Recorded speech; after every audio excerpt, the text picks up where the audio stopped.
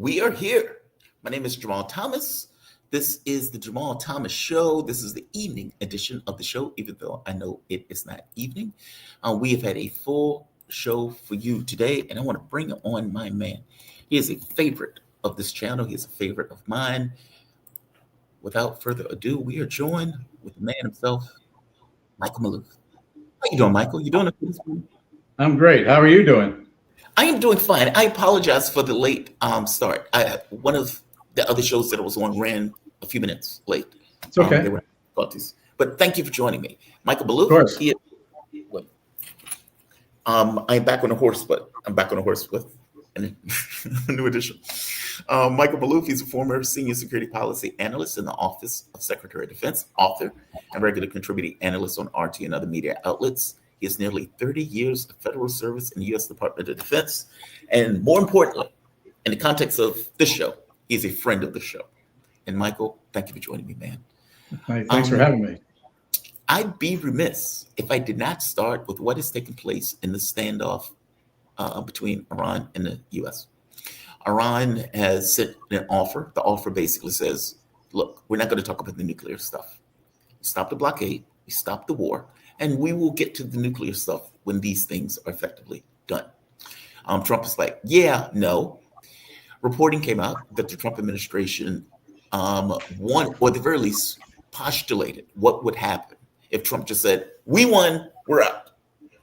And what it boiled down to was this internal acknowledgement that the U.S. didn't win, that Iran was able to hold off a superpower, and that their confidence would be emboldened by the fact that a regional power was able to hold off $1 trillion military, which ended up being unpalatable for the White House. So they are considering extending the blockade. From the Iranian side, they came out with a report that effectively said that blockade is an act of war, and we will respond to the fact that it's an act of war if you don't stop the blockade, meaning we're not going to wait for you to do this nonsense of strangling us. We will respond to the fact that you are doing this, and has military consequences. The new Ayatollah believes that Iran is going to, or the U.S. is going to resume attacks at some point. I gave that just as a primer. Give me your take on this. Like, meaning you've watched these events and you see now that there's this kind of tension in this kind of standoff with dueling blockades. How do you view this? What do you view the important parts of this? Well, there are many facets to what you just brought out. Number one, Trump is a very impatient man. Even though he says he's going to have an indefinite blockade, he's going to lose patience, and he's up against a time frame, not only midterms, but also the 60-day reporting requirement to Congress on whether or not he can still proceed with this and get continued funding for it. That's going to be another matter. The 60 days is almost up. I think he'll squeak by and very narrowly get the approval, but it's going to be a lot of wailing and gnashing his teeth, despite the fact that a majority of the American people are against this war, which was initiated by the United States. The Iranians are insisting upon the 10 points, the original 10 points that they presented as a basis for negotiation, which Trump accepted.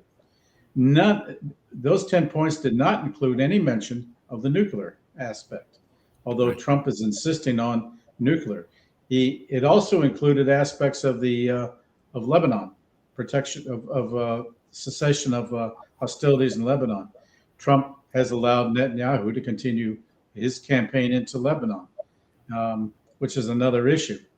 The Iranians are saying, look, you're not even living up to the basic terms that you agreed to for a fundamental negotiation. And they said, once we get past that, then we can discuss the nuclear side. Trump wants to jump. Trump says, look, the original purpose of all of this was to get the nuclear materials and so that you'll never have a nuclear weapon. He's rejected Russia's proposal to go and get that if they can. And so and even if he were to get up and, as you say, declare victory and move on, Netanyahu is going to come back in the back door and he's going to instigate more trouble and resume the hostilities, and we'll have to go back in and pull his chestnuts out of the fire once again, as we did last June. So this is going to be a never-ending thing. The Iranians are equipped for it. They're ready for it. They're fighting an asymmetric type of warfare, and they know they can't go up one against one against the U.S. military. So through their strategy, they've undertaken this approach of hitting critical nodes, such as the radar systems on the bases in the GCC countries, the Gulf Arab countries, and those bases have been used for launching the attacks on Iran, and so that's why they're being hit. So this is not going to end anytime soon. And now you have the State Department wanting to get the allies once again to come together, form a coalition, keep the blockade going. That's not going to fly. They don't have the means, even though they're more dependent upon the Strait of Hormuz than the United States is. So I think what Trump is going to do is he's called together the Central Command people together for a briefing. I think he's going to resume very shortly to try to encourage resume bombings, to encourage and then stop, in order to encourage the Iranians finally to come and talk about the nuclear stuff. But they're very adamant. This morning, the Supreme Leader basically reaffirmed that the nuclear development program and their missile program are national assets, and they're not giving them up. So we have a standoff. Yes. Where do you think Iran goes with this standoff? I mean, obviously, they believe fully that the United States is effectively going to resolve. They're ready. They're prepared. The United States is counting on their economy faltering and falling apart, and that they won't have any storage left for the oil. However, my sources are telling me that they have adequate means to deal with this. As they have told me, Iran has been under sanctions for years and years and years, and have learned to deal with this. Consequently, they have developed other avenues to move goods, to move the oil, principally through Pakistan, but also through the Caspian and into Armenia and Turkey. So they have these other outlets. So what's the United States going to do? Is going to bomb all of that too? So that is in addition to the critical infrastructures. But we're going to have to see. But for the Iranians, they've undertaken a lot of sacrifice. They've been through a lot, and I think that they are prepared to withstand this as a means of attrition. This is a war of attrition on their part, purposely to basically get Trump to concede and give in ultimately because of his time constraints. But again, the unknown factor, the end factor is Netanyahu. And that's what we've got to worry about, because he'll drag us right back into it, because he's committed to regime change. And they've already stated, and if you listen to his Israeli foreign minister last week, he said that they're prepared to put Iran back into the Stone Age, mimicking what Trump had said. So it's just if Trump doesn't do it, it looks like they're prepared to do it, and then drag us back into it. So that's the interesting thing. Give me your take on this. You were an analyst. I wasn't. This is chess philosophy, I suppose, or appraisal. When looking at this, the United States let loose, as they call the dogs of war. It wasn't like they were hedging. They were murdering school kids, blowing up hospitals. They took no issue in large amounts of casualties in the way that they were fighting the war. So it wasn't like it was a moral reason that Trump didn't do X or Y. He legitimately tried to overthrow and collapse the government of Iran in the first few attacks. They eventually pulled off and stopped because of the pain that Iran was inflicting. In fact, I think it was CBS was pointing out that the defense officials were effectively lying in the amount of casualties and the damage that Iran inflicted on the Gulf states, and for that matter, Israel, regardless of how many people that the U.S. was able to murder in its war of aggression. I guess the thing that I'm getting at is, if they're looking at options, and escalation is eventually going to be another option, when they unleashed, it didn't affect or it didn't create the political situation that they thought it was going to create, and they were taking pain as a result. And so it seemed to me that at some point they realized, okay, this isn't working. And so if they're looking at escalation, and they know that if the U.S. and Israel attacks, that Iran has shown and demonstrated the capacity to hit hard and to hit their targets. The oil fields in all of these countries are fair game. Israel, fair game. It seems that escalation wasn't the tool that worked. I hope that makes sense. Like, it seems that this thing of war that these guys are going to re-inflict didn't accomplish their objectives. Why do they think it's going to accomplish it the second time around? Or for that matter, not cause significant more damage the second time around to the U.S. interests? Because they have no other options. They don't know of any other options to play. What other options do they have? As I said, for the fact that Trump was floating the balloon of declaring victory and moving on indicates that they don't have a plan. Yeah. What is the long-term plan? They don't have one. And that's why I'm really concerned about another aspect that I haven't really mentioned yet. But I think even if Trump were to do the hit and wait type of thing, Netanyahu is going to undertake a false flag operation in which he may target a U.S. warship, as he did back in 1967 against the USS Liberty, just to get the United States back into the fight, and claim that it came from Iran. And I think that and to give the United States and Trump an excuse then to go all out, if you will, to obliterate Iran. Iran, however, has been waiting for this. They've seen the examples from the Iraqi War of 2003. So that's why they went ahead and undertook putting everything underground, deep underground. When I say deep underground, I'm talking 800 meters underground in granite mountains. You've got entire cities underground, protecting their weapon systems. They're protecting their other vitals, including their energy means of where electricity and what have you.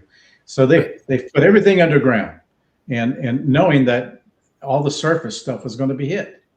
So they're prepared for this, and they're prepared because of the missile silos being underground to launch against the other GCC countries, because those countries are still being used by the United States to initiate attacks, and that will be the response from the Iranians in order to get ultimately the Iranians to get the GCC countries to say, finally tell the United States, get your bases out of here.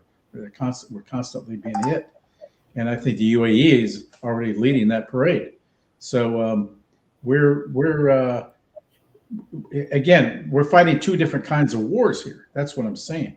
You got the United States that's fighting a frontal war of direct military action. The Iranians are fighting a more asymmetric type of warfare of just waiting them out, attrition, hitting strategic choke point positions, such as radars, fuel tanks on airfields in the neighborhood, and that has been very effective. They, as I said, they know they can't go up against U.S. military force and confront it directly, but they can certainly do pinpricks or death by 1,000 cuts, if you will, and that's what we're seeing here. Do you foresee ground troops by the U.S.? I don't see how they can manage it. I don't see how they can pull it off. As it is, all those ships all the U.S. warships now are outside of the Gulf of Hormuz, the Strait of Hormuz. They're in the Gulf of Oman. So, how do they pull off an amphibious assault? Amphibious being a land invasion by U.S. troops, in the spirit of Iwo Jima and all that. Mhm. I don't see how they can do it because there are fortifications all along there, notwithstanding the fact that they've already been bombed a few times by B-52s. Yet they still have the coastal ability, and they have the ability to launch these little ships, speedboats, in swarms that could absolutely and there's the indication is they may be laying mines. So they basically have and they know where the mines are. They really do. Right. So it puts them in control, puts the Iranians in control of the Strait of Hormuz, in effect. And the U.S. can blockade, but it still does not prevent the Iranians from controlling the traffic through the strait, and that's what they've been doing. We didn't have this problem before the U.S. started the hostilities. Right there. There was a free flow, but now everything has changed, and and because Trump is basically throwing out international law, and we're in unprecedented times. All international laws governing the free flow of through these straits becomes another issue. I mean, do we have to re-legislate that again and have new international conferences on these? They were all well established international norms, if you will, on the freedom of the seas and accesses. The Suez Canal is a different matter because it cuts right through Egypt, so they can charge tolls. But now you have the Iranians now insisting upon charging tolls, which is contrary to international law, as we know it. But as I said, Trump threw out everything, and we're in unprecedented times. You can't simultaneously, exactly. You can't sit. Mike Waltz was sitting in the UN Security Council making the argument, "Oh, this breaks the law. They're saying that they own the Strait of Hormuz." It's like, are you serious? Well, we did too. Yeah, we did too. Right. We did a premeditated attack on as Israelis did on Iran. It was a invasion. I'm curious on something else. From your point of view, is there daylight between U.S. policy and Israeli policy? An Israeli policy? Yeah. Very little. No, very little. I mean, in effect, you have Huckabee basically stating U.S. policy by saying that he thinks that the Israelis should take over all the territories for the Greater Israel Project. That would include present-day Gulf Arab countries. That would and include Iran, by the way, and into Syria and into Lebanon, everything between the Euphrates and the Nile. That's what he's talking about, and he basically enunciated that in that interview with Tucker Carlson. You can't forget that. And the White House, neither the White House nor the State Department repudiated it. So it's U.S. policy. Ipso facto. Yeah. I mean, again, we're changing the rules as we go along. So what does that mean about the existence of Jordan, Iraq, Iran, Saudi Arabia, Oman? I mean, what about? I mean, are they just desert lands that God gave to the Jews 5,000 years ago as a promise, and now they're collecting? I mean, what's happened is that the Israelis have applied a biblical approach with backed up by military might to something they claim they were promised 5,000 years ago. And just as we always complain about the ISIS and Al Qaeda and literally interpreting the Quran, the Israelis are literally interpreting the Bible and the Talmudic code, which basically said anybody who's not Jewish is an animal in human form there to serve them. We got to go back to history. This is messianic. This is what they're doing. This is how and you're hearing this out of the leadership in Israel every day. Are we seeing a thematic struggle in this moment? Are we what? Are we seeing a thematic struggle? Like, oh, yeah. An empire has overreached, or at the very least, this kind of limits of empire that is being meted out. And that if Iran is able to A, maintain its integrity, B, maintain the Strait of Hormuz, and the US cannot do anything about it, and Israel can't do anything about it, what does that mean? Because that means something. Yeah, we're seeing the Israelis taking advantage of an opportunity where they see that under Trump, this is their best chance to get their ancient biblical inheritance, if you will, which is totally unrealistic in the 21st century. But I think there's something else going on that has not been mentioned, and that is we're seeing a crumbling of the U.S.-led unipolar world order, and because of the rise of a multipolar world order, and Iran is central to that because of the north-south, east-west corridors for Russia, China, the emergence of BRICS, the Belt and Road Initiative, and the rise of the global South. And the global South countries are now beginning to isolate themselves from the United States and trying to get off the dollar, U.S. dollar. And for Trump, this matters a lot more, I think, than anything else. I mean, even his intelligence community said there was no Iranian nuclear weapons development program in progress, even though he claimed it was an imminent threat. He was listening to Netanyahu again. And Netanyahu came in with this 11th hour claim that they're within weeks and months of a nuclear weapon. And he's been doing that now for 25 years. Yes. When does it end? When do we finally sober up and get realistic and say, knock it off? I mean, he's been saying the same thing. We've been within months and years, now months, and then weeks. He's been saying that for 25 years. And it hasn't happened. I mean, when do we stop this gullibility and start waking up and start conducting an independent U.S. foreign policy rather than looking at the Middle East through the prism of Israel all the time?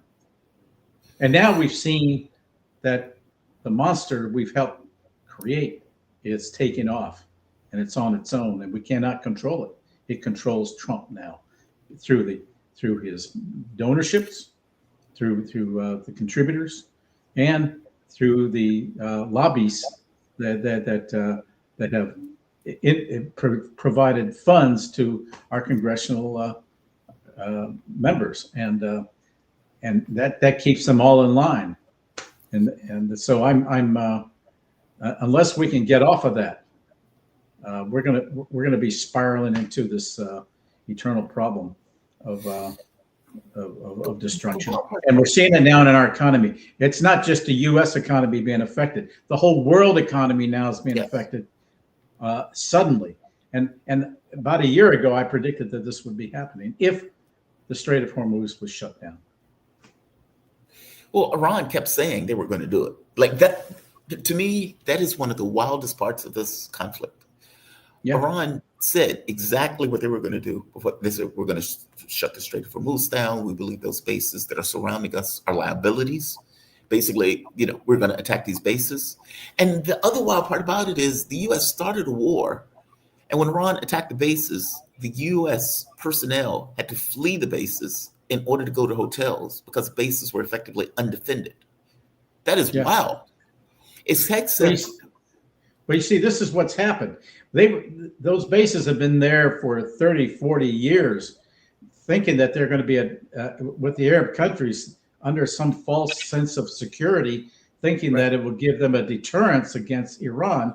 Well, in the meantime, they had reestablished diplomatic relations with Iran, and Iran basically challenged that age old premise of deterrence, and actually fired on them, and then became the U.S. Achilles heel as a result, and that's why you were seeing U.S. personnel now just fleeing the bases. They've abandoned the Fifth Fleet headquarters in Bahrain, for example.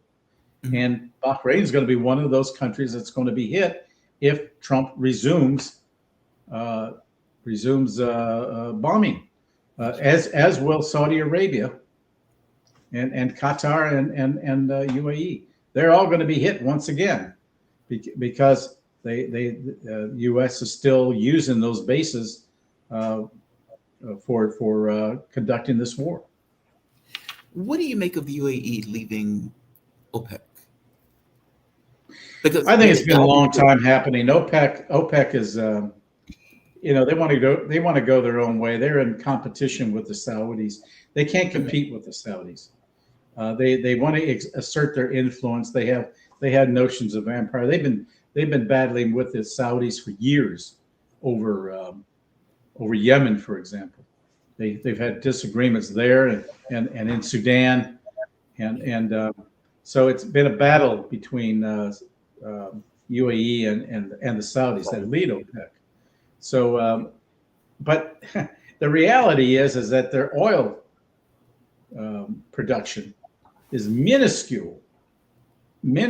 So their impact and effectiveness is very limited, as far as I can see, in the whole OPEC structure. Even though it's nice to have them there, but from an OPEC standpoint, but their production is very, very little. They're also susceptible now to the fact that they cannot move their oil anywhere through the Strait. Half of which is consumed internally on a daily basis. Half of their daily production is consumed internally on a daily basis. So they're only producing half, which is less than 1 million barrels a day. I see. So where do they ship it to? So what good are they? They're in terms of production, UAE has very limited influence in that regard. I guess what I'm getting at is the war and Iran's response to being attacked seemed to exacerbate it. The conflict between Saudi Arabia and UAE. And I guess I'm trying to understand why. Is it because the UAE took more damage than Saudi Arabia? Is it because of Saudi Arabia basically supporting Pakistan in its negotiation effort? Like, why is the war the thing that created the break? Why didn't they leave prior to the conflict? Well, the war tends to exacerbate and bring long simmering issues and feuds to the top, and that's what you had here. Yeah, in terms of the differences between the UAE and Saudi Arabia, it's been going on, as I said, for years. They have differences of opinion. The intricacies of the UAE with the other countries is one that I've got to look more into, but clearly these two have been rivals. They are the most significant on the peninsula, and but their oil production, is all one-sided in favor of the Saudis. What's ironic is that where the oil production in Saudi Arabia is located in the province is all Shia controlled, and so Saudi Arabia is probably a little concerned that there might be some uprising within that province for that reason, because they would back the Iranians in that regard, even though Saudi Arabia is predominantly Sunni. Yeah, very interesting. Obviously, Putin, and just to switch gears, Putin and Trump had a phone call. Obviously, what has taken place in the war with Iran was one of the topics, and also the issues in Ukraine. I don't think there are any negotiations that are taking place in Ukraine, sort of maybe, the lower level discussions, but obviously the war continues. What do you think is the significance of that phone call? I had a conversation with a gentleman this morning, Helmer, and he was pointing out how Putin is still trying to ingratiate himself to Trump in the things that he's saying.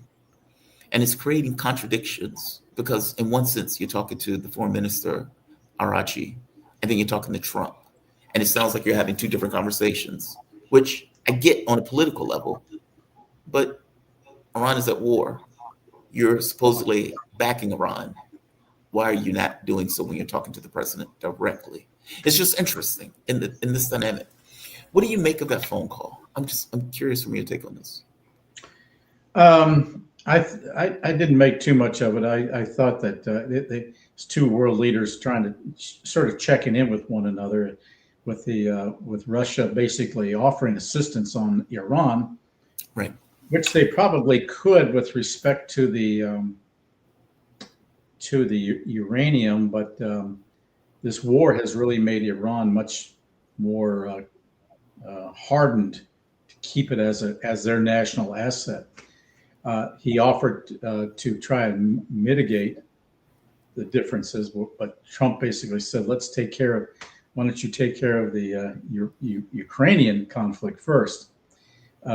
Again, I think that there's very little, frankly, that Putin can do to change, to overcome the influence of Netanyahu over Trump. Right. And I think that therein lies the problem. And of course, you got Putin and Trump feeling close to each other because they are the power centers. But and Trump will be polite and listen. They after all, their conversation went on for an hour and a half. So that's a long time. But in terms of I think Putin is just trying to put forward a way to try and be a good go-between with Iran because they are close. They're very close, and Russia is very open about it. Putin's very open about the fact that they've sided with the Iranians, but are willing to help mitigate the difference with the United States. But again, all the other factors from Netanyahu to the rise of the unipolar world order is going to preclude Trump from trying to reconcile this in a peaceful way. And I don't know that he's going to be able to succeed. I think ultimately in the very, very end, if the Iranians hold tough, he's going to back off. And he may even lose funding because to continue the conflict, because the 60-day clock is about ready to run out before Congress has to decide whether to allow this to go on through further funding. Right. So that's coming to the fore. The War Powers Resolution, right? Yeah, the War Powers Act, exactly. So that's coming up. Plus, you got the midterms. All that the Iranians have to do is wait Trump out. They're not on the clock as Trump is. I want to stay with Putin for a bit. Regardless of the conversation Putin is having, rational actor Putin has to look at this with a certain amount of popcorn. What I mean by that, just to be specific, the United States and Europeans have been waging war against Russia for the last 4 years. They've passed every sanction package that they can think of, including the sanction package that got rid of our jobs. And on top of that, every weapon system that they can think of that they've dumped into the countries itself. The United States has made a strategic blunder and has decided to attack Iran and has not been able to accomplish its objectives and has landed itself into a long-term war potentially. And just because the U.S. wants to have a blockade and back out doesn't mean that Iran would stop. And so if you're Russia, you have to be thinking to yourself, not only does this take heat off us, we can assist Iran in a way to damage the U.S. capability of, let's say, maintaining itself in this way. Meaning, if you're Russia, regardless of the conversation that you're having with Trump, this is in your strategic interests, correct? I mean, they're putting the screws to Germany right now at the exact time that the Strait of Hormuz is effectively closed, damaging European energy assets. Or do you agree or disagree with that? No, I think from a geostrategic standpoint, that's precisely what's happening. Again, it gets back to the multipolar world order versus the unipolar, Right. The effort by the United States to maintain its leadership, its hegemony, and it's eroding very quickly. And that this war is also demonstrating something else, even in the short period of time, that it cannot go up against China in any sustained way, and also that just as the war is proceeding, China and Russia are learning how to deal and confront the United States and counter U.S. initiatives through AI and what have you. So all of these elements are coming into play now in the military planning and overall strategic thinking, and how to wage a conflict. That's what makes amphibious assaults, for example, obsolete. Right. I mean, because they have the ability to switch, to make instant decisions based having incorporated AI now into their weapons systems and into their war planning. And that's what we're seeing here. That's evolving. And this is giving the U.S. conduct of conflict against Iran is giving these other countries the insight on how to counter that, and they're learning from it. So I think that we're going to be seeing. I think ultimately the U.S. is going to have to back off.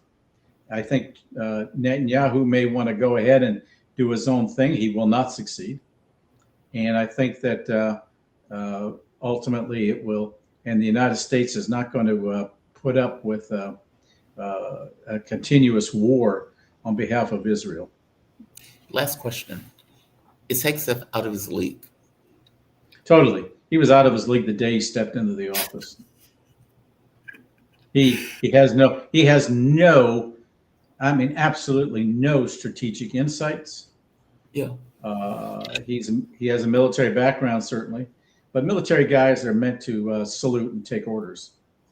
And they don't bring to the table, as they should at that level, any strategic vision. General Mattis did, but Trump didn't like that because it was contrary to his way of thinking. He couldn't. Trump is incapable of thinking strategically. All that he's doing now is just reacting to immediate events. There's no plan, and it's costing us $1 billion a day. And on top of everything else, all the other things that could be where the money could be spent internally in the United States to fix up our roads, fix up our own bridges. You know, we're out to bomb the bridges in Iran, but our own bridges are falling apart. So, you know, and we're spending the money for that, and prices are going up, everything's going up, and people are finding it hard to survive under those conditions. This may be a dumb question, but you were behind the scenes, and so you would know this better than me. It kind of follows suit with the question about Hegseth. Who sets the war plan? So the president says, I want to attack Iran. Now, other presidents have postulated this, but they've all said no. But Trump might have said, hey, Syria is fallen. The door is open. We're going to make this attack. And I want you, Pete, to come up with a war plan. So what goes on from there? So Pete goes to the Pentagon and Pete asks the Pentagon, how do we attack Iran? And they say, what? This is a bad idea. Pete says, I don't care. It's a bad idea. I want to attack Iran. Give me a plan for it. Meaning I'm trying to understand the mechanics of it in regards to how could this go so wrong? How could they get this so wrong? Even if Netanyahu asks the U.S. to do it and the U.S. comes up with a plan to do it, the plan failed miserably. So who made that plan? If that makes sense. I hope that question makes sense. No, I understand. You got war planners. We got a war plan against every country, including Canada. So if we ever want to go to war against Canada, we have a plan. Now, the instant you fire the first shot, the plan goes to hell in a handbasket. Right. But in reality, what you're dealing with today in Iran is a conventional type of warfare out of World War II against 21st century more asymmetrical type of thinking. And the Iranians have studied that. Yeah, the war planning goes on in the Pentagon. You'll have the specialists of those countries and within the various commands that reported that have plans ready to go, and they have they use again artificial intelligence to come up with these plans within the bowels of the Pentagon, and they present options, and they can if you do this, this is going to happen. If you do that, that's going to happen. And if we go in with all of these troops and flood the place, this is going to be the effect. This is how much it's going to cost. Oftentimes, they can't come up with the cost because it's robust, and it all invariably becomes even greater than what they originally planned. So, and we're seeing that now.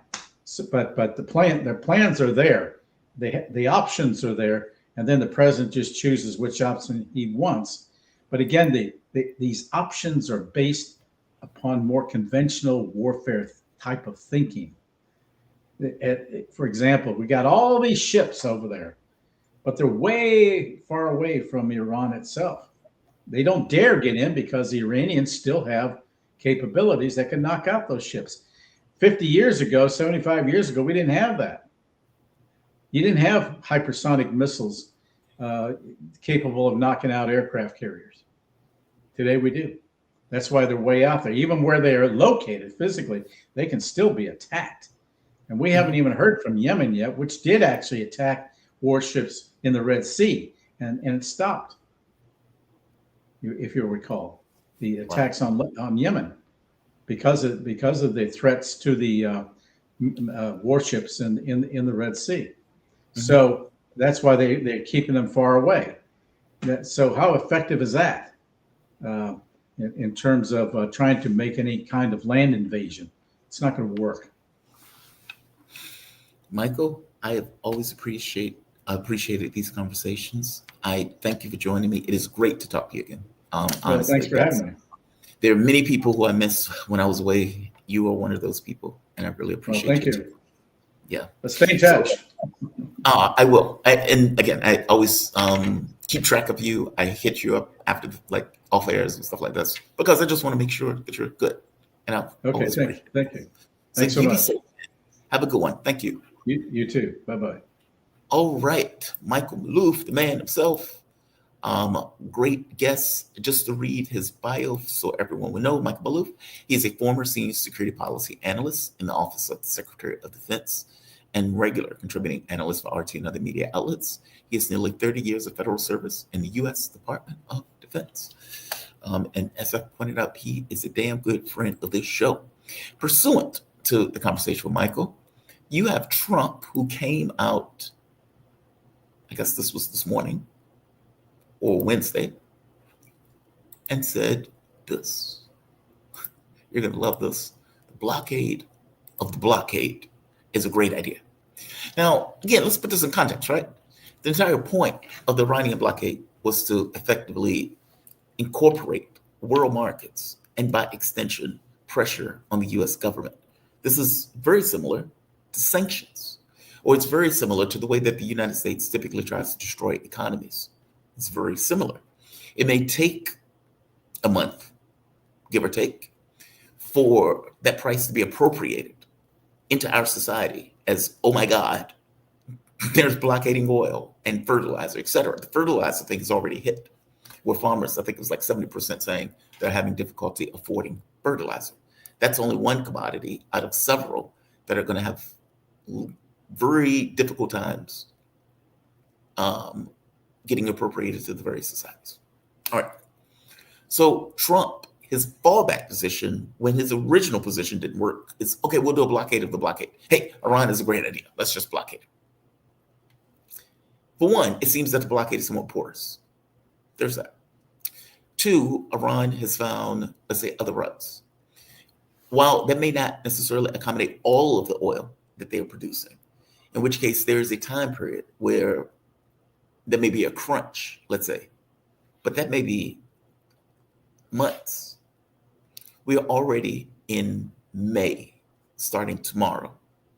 March, April, May, June, starting election season within 1 month.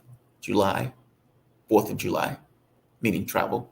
August, again, meaning travel. Meaning, how long can you do that?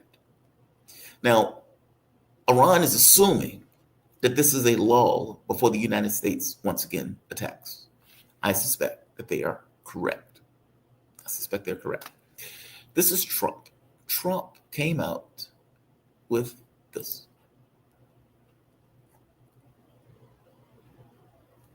And I want to talk about it. Yeah, Mr. President, regarding Iran, how long are you prepared to maintain the blockade? Could that go several more months? Well, the blockade is genius, okay? The blockade has been 100% foolproof. It shows how good our Navy is, I can tell you that. Nobody's going to play games. We have the greatest military in the world, and I built much of it during my first term, and we've been building it since. And the greatest anywhere in the world, nobody even close. And you see that whether it's Venezuela, and they have a good military in Venezuela, but it was over in 1 day. It was actually over in about 48 minutes. Iran, the same thing. I mean, militarily, we've wiped them out. They have no military left. It's all the Navy's at the bottom of the sea. The Air Force is never going to fly again. We've got an amazing military. Now they have to cry uncle. That's all they have to do. Just say, we give up. We give up. But their economy is really in trouble. So it's a dead economy. What's wild about this is the level of mendacity. It is breathtaking. It's breathtaking. And I think there's a lot of projection that has taken place. The blockade was genius. Yes, it was genius for the Iranians.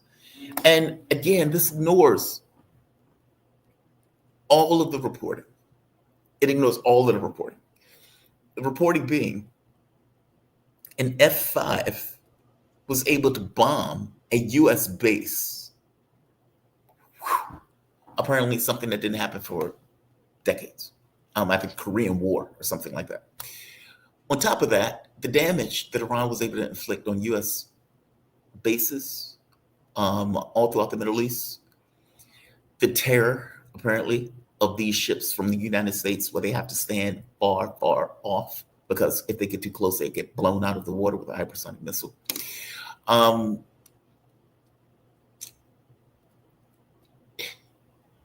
And to be honest, this idea that their Navy is at the bottom of the sea, they just took a boat, a tanker the other day. It doesn't seem like their Navy is at the bottom of the sea. Even by our own standards, Pentagon assessments, Iran is 2/3 of their missile capacity left. He's lying. If it was that straightforward, then Iran wouldn't be controlling the Strait of Hormuz. And the United States would not be making assessments of declaring victory, and in the context of those assessments, showing Iranian confidence that they were able to effectively hold off a superpower. I hope you get my point. Meaning Trump was going to come out and lie to the American public and say he won, whereas every assessment internally pointed to the fact that they did not. He's lying. Now, you may say, well, Trump's lips are moving, so obviously he's lying. I would agree with you. I would agree with you. It's weird to me in the way that the American media treats him when he is obviously lying. Nothing that Trump says gives you any real assessment of what is happening on the battlefield. The real assessment of what's happening on the battlefield is you have a blockade of a blockade. You couldn't do anything about their blockade. So the blockade is your fallback position when all of your military objectives failed.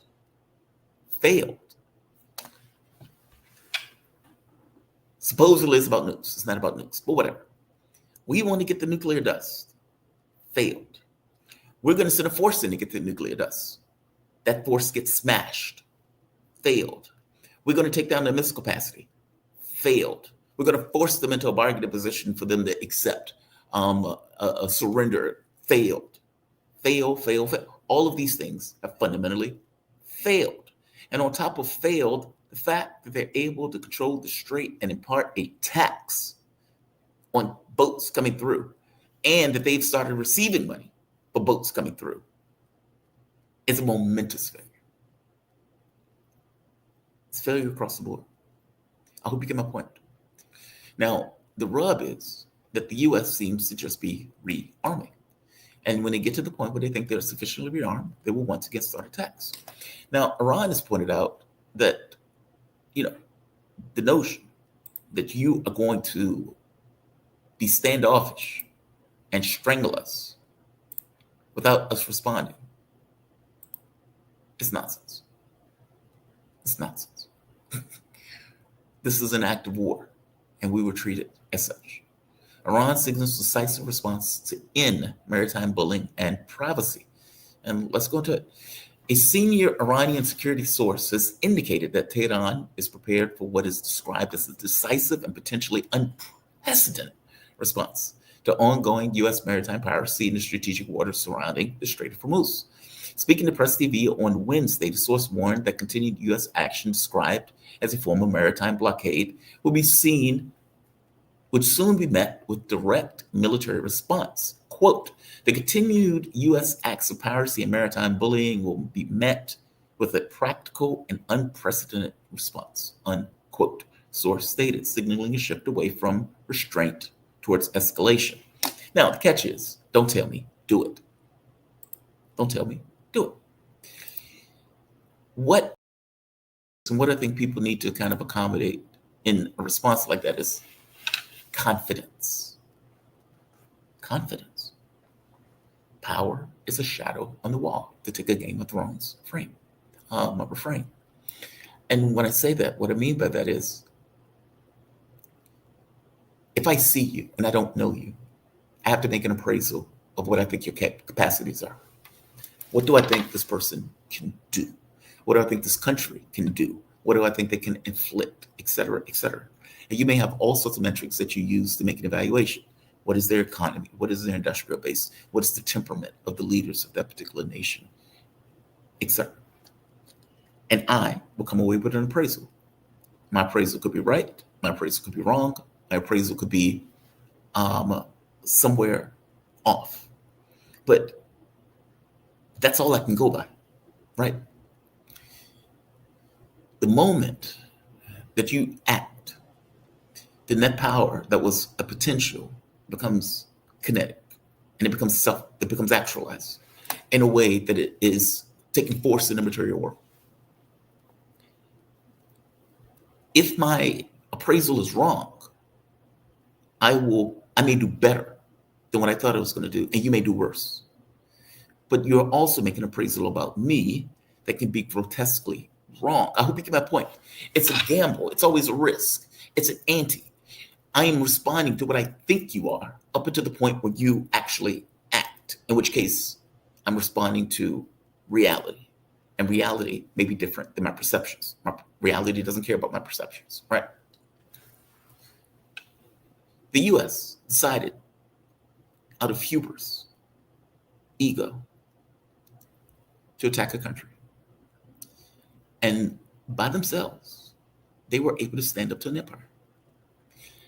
An empire is not necessarily going to want to let that ride because of the political significance and what it means on the geopolitical stage. It means that A, the US is not as powerful as it thought it was. And B, Iran was not as weak as the US thought it was. There's talk about this idea of Iran being a fourth power as a result of being able to push back an overwrought, psychopathic empire. I hope you get my point. It matters. There's a significance to it. And because of that significance, this country, is going to do any and everything in our power to not let that ride, which means that we will most likely test them again. At least that's what Iran believes. The supreme leader came out today and made it very clear that they are not giving up their uranium. This is the AP right here. This, and this. Supreme Leader Ayatollah Mojtaba, I think that's pronounced Khomeini. For some reason, I think I'm getting it wrong. Khomeini. Khomeini is right. I'm thinking of the previous one. I'm sorry. I'm thinking of his dad. And I'm thinking in the context of his dad, the way his dad names was pronounced. That's what I'm saying. I'm sorry. It's a moot point. He has a different first name. Khomeini said in a written statement that Iran will protect its nuclear and missile capabilities as a nation, as the national anthem. Likely drawing a hard line as President Trump seeks a wider deal. Khomeini also insisted America belong at the bottom of the Persian Gulf. Well, you have the missile capacity to knock those things up the water.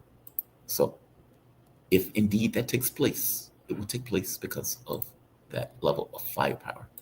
I want to bring in my guest because she has an interesting background that, come on. That gives a bit more context. There. Okay. Just wanted to pull her up first. Let me bring her in. We are joined with the woman herself, Karen, and I want to make sure I get this right because I haven't spoken to you in a while. Kwiatkowski. Wait, did I get it right? Kwiatkowski? Yes, that's good. Kwiatkowski with a K. Kwiatkowski. We say Kwiatkowski, but it's not the Polish pronunciation. So it's all good. Oh. It's all good. No. I want to nail it. Well, okay, so you call it Kwiatkowski. Okay. We say Kwiatkowski. Kwiatkowski. That's what my family says. Yes, but it's pronounced different ways depending on your native language. So we've Americanized it, I guess. Just a Kwiatkowski. Yeah. Kwiatkowski. Fair enough. Karen, it is very nice seeing you. Just for the audience would know. Where's my glasses? Just so the audience would know. Lieutenant Colonel Karen Kwiatkowski. She's a retired U.S. Air Force officer whose assignments included duties as the Pentagon desk officer and various roles for the National Security Agency. She's author of several books, including Africa Crisis Response Initiatives, Past, Present, and Future, also Expeditionary Air Operations in Africa, Challenges and Solutions. And obviously, what the U.S. was effectively trying to do was to win a war through air power. Mm-hmm. And that didn't seem to work against Iran. What was the flaw in this? Well, the big flaw is, as you said, this over-reliance and great belief in air power, and that includes naval forces, because they sit with the portable air bases offshore, and we bomb. And then, of course, even missile warfare, to the extent that the U.S. does that, it's all about coming in from the air and bombing people, protecting assuming there's no counter attack, which of course there was when we did it to Iran. But historically, recently, the past 40 years, even longer than that, 50 years, the Vietnam War, there wasn't a huge amount of significant counterattack. So the myth that air power can change other countries' governments, of course, can dominate, can cause you to take territory. In fact, this is another false idea that we have. But we can take over countries with air power.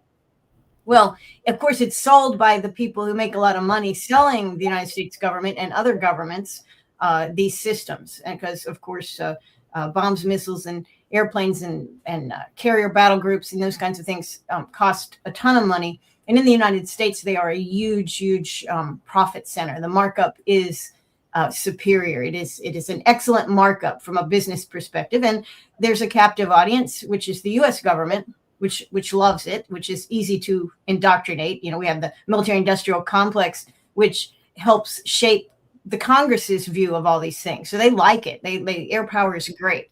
We, I think Biden used to say, and other presidents have said it too. But when we give other countries weapons, particularly Israel, but also Ukraine and other places, this creates jobs in America. So they have a great story. It's not a true story, but it's a great story that is told.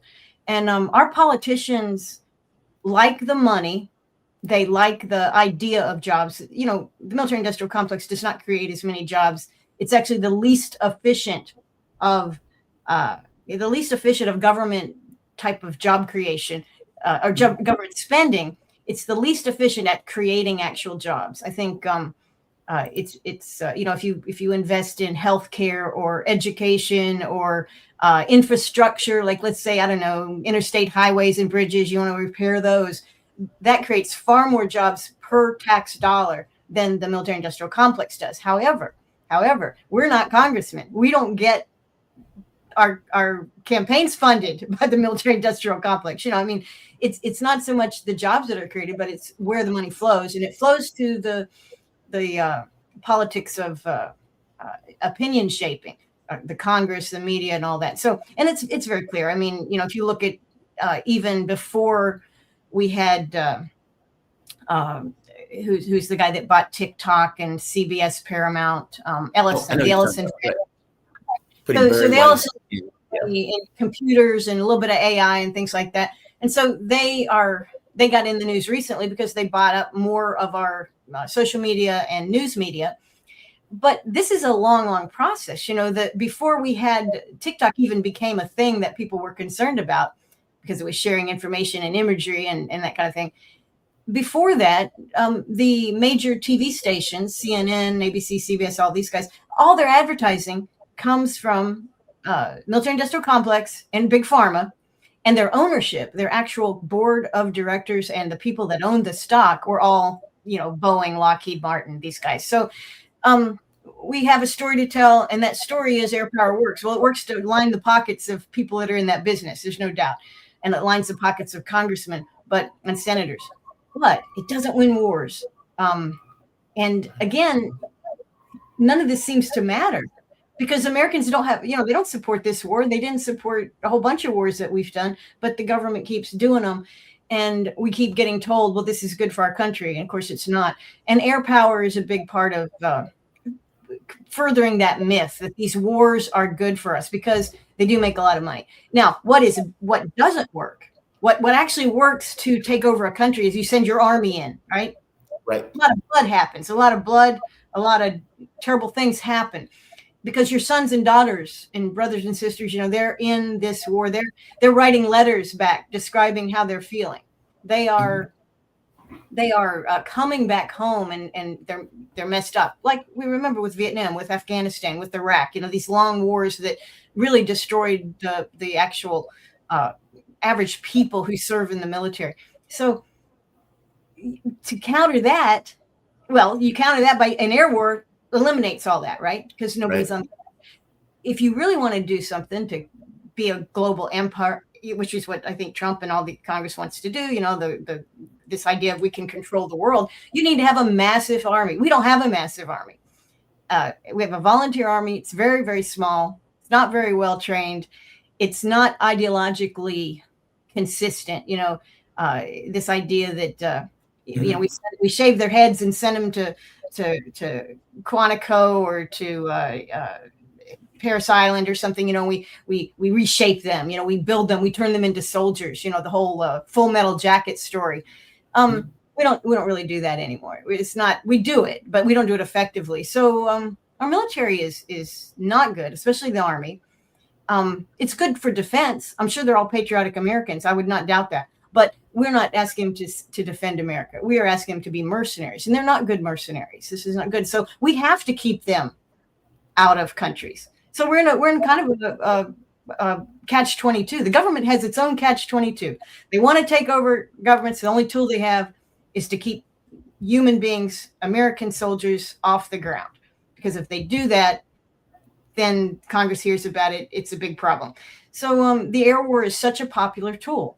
And what is it? pollution, destruction, leads to nuclear use. Obviously, if you have your soldiers on the ground, last thing you're going to do, Drop a nuke on your guys, right? I mean, we will kill our own people, and just like the Israelis do, and I'm sure other governments have done it. It's not just friendly fire. We will purposely sacrifice our people on the ground or even in the sea to make a point. That's what governments do. They are immoral. Okay, a government can't have a morality. They just aren't. So we will sacrifice them, but it is unlikely that if we were fighting a land war with troops, that we would somewhere in that vicinity use a nuclear weapon. And we probably, even though we did see this to some extent in World War I with chemical weapons, with mustard gas and all that, we would put it on the enemy and then the wind would shift, right? And it would blow it back on our guys. But I think if we go with the army, the government actually doesn't want troops on the ground because that limits its choices, because our government wants to destroy. And it's not just our government. Imagine Sturmer's government in Great Britain. He's very supportive of genocide, very supportive of all the wars that the U.S. has started, that Britain has participated in. He loves it. So can you imagine that he would be reluctant if he had more power, to exercise that power? He wouldn't be. But anyway, yeah. So long answer to a short thing. There is a myth of air superiority and air power, that it somehow works. And it does work to protect governments from being accountable for their mistakes and for their wars. That's the only thing it works for. And that's why we see it being used. And also, I don't know if you're going to ask me this or what you think about it, really, because, Trump's past history is an explosive attack of some side. Bless you. An explosive attack. And then calling it a victory. He did this at the end of the 12-day war. He definitely behaved in this manner when he went after Maduro in Venezuela. He blockaded, shot a bunch of fishermen up, and then went in with a sneak attack, basically a kidnapping. He kidnapped Maduro, but then after they had him out, there was a lot of pictures and a lot of squawking about how great this was. So Trump, and I think he did something similar. He did similar things in his first term. So he likes a show. Well, we know he likes a show. He's kind of a showman, right? I mean, I think all the people that voted for him realize that's what they got. They got a showman who was entertaining them. And I certainly feel betrayed by that because, I thought, well, gosh, some of what he's saying is really good. I mean, bring the troops home. My God, how long have we waited for that to happen? That would be great. And of course, it was just a show. It was just entertainment for all the people to, That's the rub, though. Like when the Ukraine war first started, and the U.S. Media would be triumphant, like, oh, the Ukrainians are fighting the Russians. They're holding the Russians off. The Russian economy is about to fall. Putin is wandering through the Kremlin by himself. Yes. They're talking bad about him. Like all of the stuff was coming out, right? The ghost of Kiev. What is it? Snake Island, Russian bombers on pipeline. And me, who's looking at all this, says, these people are lying through their teeth. This is absurd. And I would make the argument when I was on my radio show, reality would assert itself. Meaning, you can say whatever you want. The reality is there will be either progress on the ground or something will take place on the ground that makes it very clear who's telling the truth. Yeah. And again, over the course of time, you saw Western media get more dour, yes, more downtrodden reporting on that war. Yeah. I feel that way about this. One of the reporting from Reuters pointed out that Trump wanted to declare victory and walk. Basically, it'd be like, we won, we're up. Yeah. And leave. And that he sent the Pentagon to analyze what Iran would do if he did that. And what he got back was, this is going to inspire confidence in Iran because for all intents and purposes, you lost. They know you lost, right? And I guess that's the way I feel about this. All of this talk that Trump is doing now, where he's like, "Oh, they're beat to death. The military is gone. Their economy is in tatters. They're about to fall apart." And it's like, dude, your blockade was a response to failure, not a success. Yes.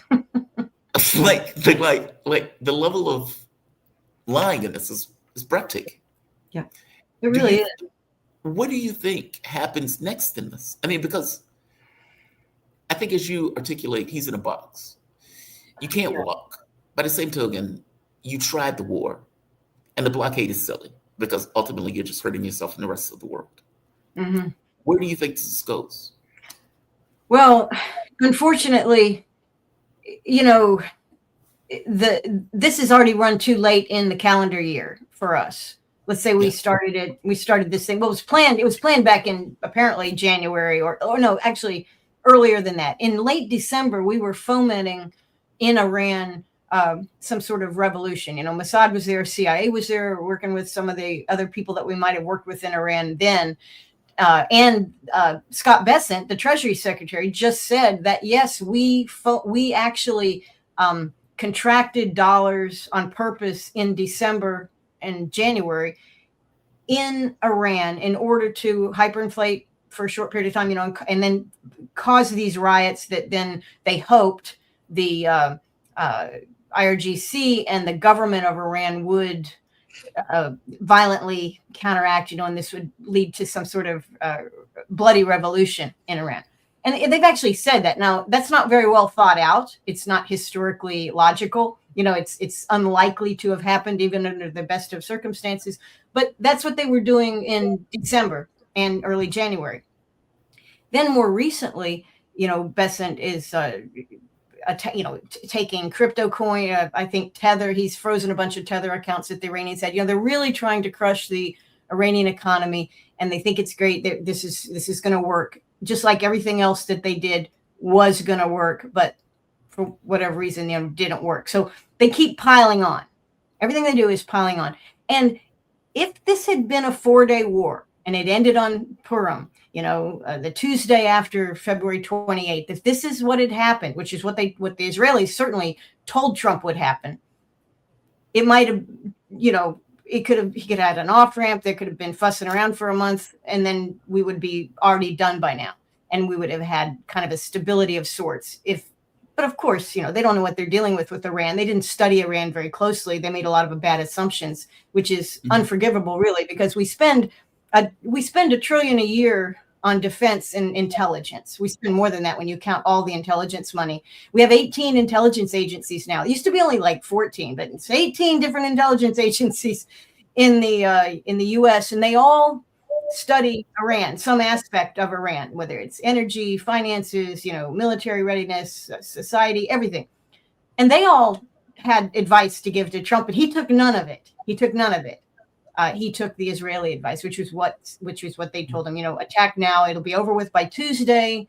And then all will be well. Well, and if that had been true, Trump wouldn't have a big problem. The Strait wouldn't be closed, you know, both controlled by Iran, but then also double blockaded by, you know, some sort of standoff, very distant blockade. It's not really, we can talk about what kind of blockade that is, but anyway, it's having some effect because it's raising insurance rates and it's driving down traffic for sure. But it went too long. So now Trump has a totally different problem because I think he has, unless they, and this is going to sound radical because I'm not one who thinks this per se yet, but it is occurring to me, and it's occurred to a lot of people already, that maybe Trump isn't worried about the fall elections. He's not worried about them because they're not going to happen. You know, there'll be something that he's basically going to get rid of that. He's going to be like, all right, these will be a problem. It won't be a problem because he's going to do something to make it not a problem. But the thing is, if he doesn't, you know, that's kind of an aberration. It could happen. I don't think it's going to, but it might. But let's say everything's normal and we proceed with our normal elections. You know, early voting starts in September for most places. And it's very popular. Early voting is very popular. Mail-in voting is still allowed. So there's plenty of people will be expressing their opinions based on how they feel in August. Okay. And we're already almost in May. We're going to have a summer, a very expensive summer. Okay. People who had vacations planned aren't going to go. Okay. And it's not just because they can't afford the gas or the airplane ticket. It's because their electricity bill also went way up. and their food bill skyrocketed. And this fake reporting of what the real inflation level is in the United States is they're feeling it. It's definitely not 3%, 4%. It's much higher than that. So Americans are not going to be happy in August, okay? And usually they're not happy in August anyway. If you think about when we riot, we like to riot in August. August is the time we riot. And the summer, it's hot, you know, we get out in the street and stuff starts to go down. And that's how we like it. So this is not going to, it's already too late because the ramifications, the economic, the gas, the energy, the oil, the crude, the fertilizer, the sulfur, the helium that they use to make chips with, and some other stuff. Even polyester, which is used in so many things. You know, oil. It's an oil-based product, but I mean that's something you see in clothing. You see it in plastics. Well, what's plastic? Well, that's everything we buy from Amazon. You know, everything we ship from China. Plastics are huge. In fact, there was a TV show years and years ago with a guy, and he was plastics. Plastics are the future. This is from the 70s, and of course, it's true. It was true. I mean, we love our plastic, and so this all is rippling through, but it's not really rippling through. It's almost like a tidal wave moving through the global economic system, and it's not just a natural tidal wave, like, oh, global slowdown, a lot of stuff happened, maybe a volcano blew, or there's a lot of hurricanes, bad weather. No, it's not like that. Everybody knows the U.S. did this, okay? Yes. The U.S. Yes. did this, and Israel did it. Now, Israel is already widely boycotted, not sanctioned as much as it should be, but it's moving in that direction, and it's extremely unpopular around the world. But it's only 9 million people plus another, 9 million. Well, they're not even that many. Zionists in America are very small. Most Jewish Americans choose to live in America because they're not Zionists. They may nod to it. Obviously they're going to alienate their family members who believe in a political ideology of ethno-racism, but they don't want to live under that. They've chosen not to. So these are not the people to be worried about. It's small numbers. It's not Israel. But the U.S. is a bigger country, and we throw around a lot more money. We throw our weight around. We have this big military that Trump made a great achievement by showing the whole world how hollow our military was. I don't know if you saw it. You probably did because it's all over the place, little parts of it. But the Center for Strategic and International Studies, CSIS, it's a think tank. It's a military-oriented think tank, tied up in with the government, part of the military-industrial think tank complex. Not particularly anti-war, usually leans Democrat, but it supports wars. The Democrats, it's not particularly objective, but they do good research, and they put together a paper, I think it was earlier this week. Yeah, earlier this week or late last week. And it had a chart about all of the missile systems that had all these missile systems and weapons systems that we've degraded in quantity. We've used them up in this Iran war. And what's left is, on average, some of it's at the 25%. Some of it is very used up. Some of it is slightly over 50%. But on average, we've lost half of our weapons that we use to attack countries from the air.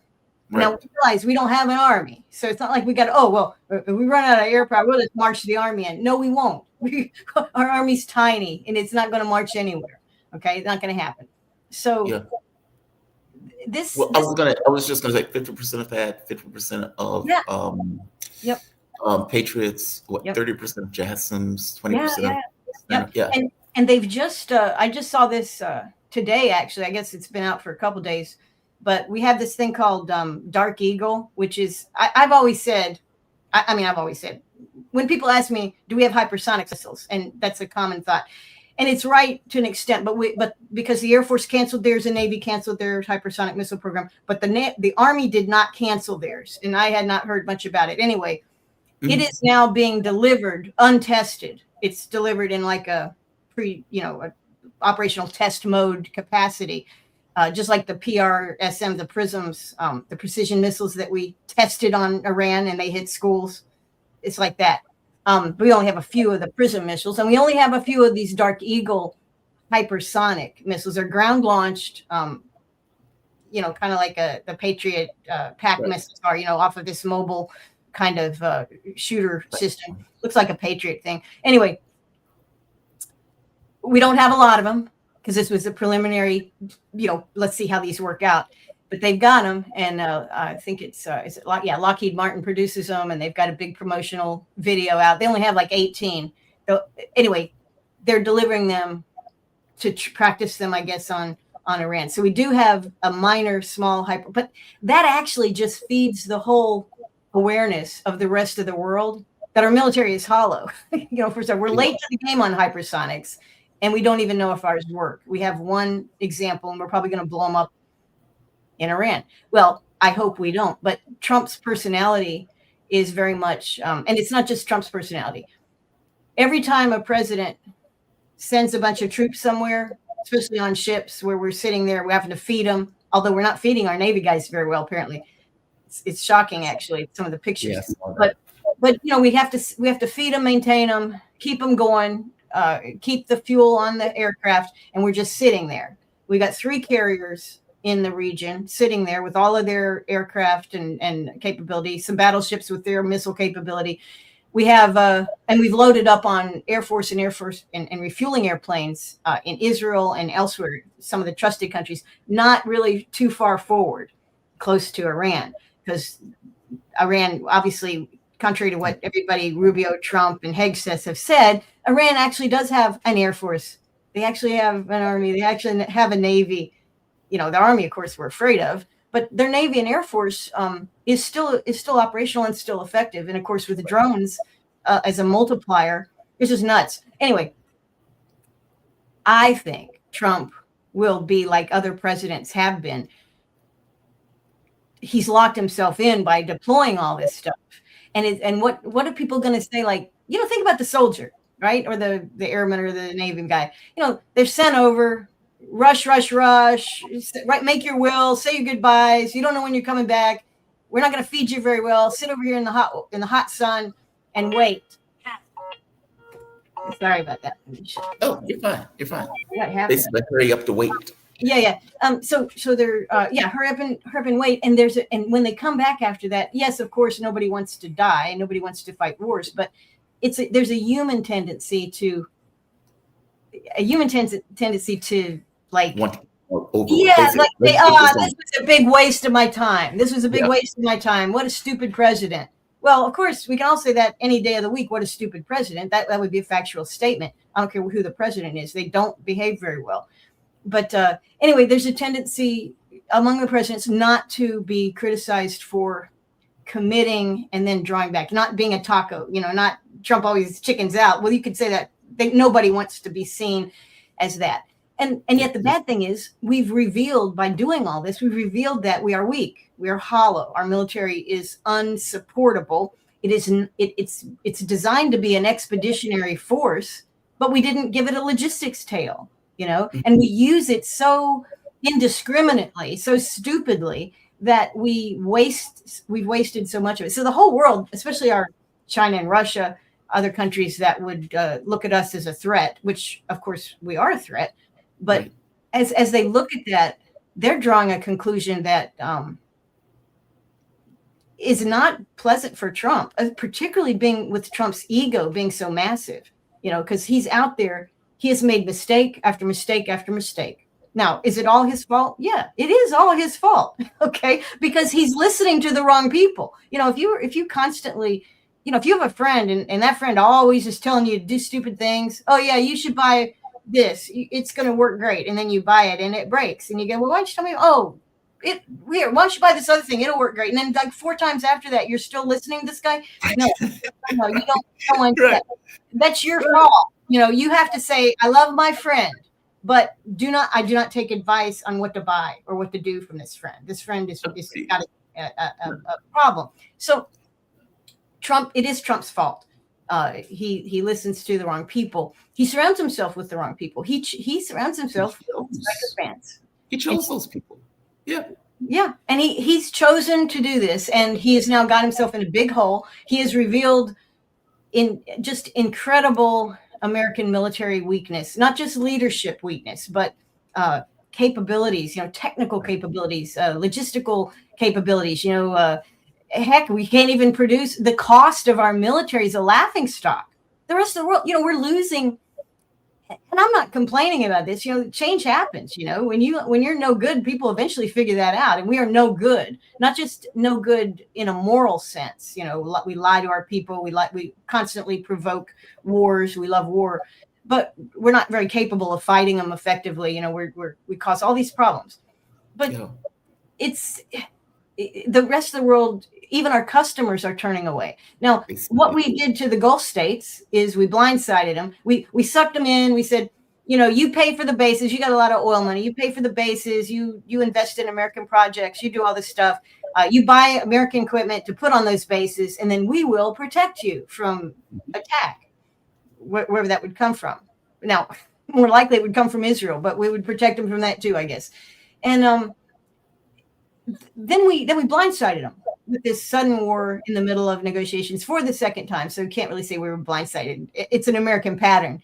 In negotiations with our real estate agents and the son-in-law, a war will happen concurrent to or immediately after. So, but we blindsided them. They felt blindsided. And then we didn't protect them. We didn't even protect our own guys. We had to vacate our bases. Almost all the bases that were hit, we moved people off of them, away from them. Some were badly destroyed. Some were partially destroyed. But now we're going to ask them to rebuild those bases, of course, because nobody has a new paradigm in Washington. Washington's stuck in their own paradigm. They can't see the future.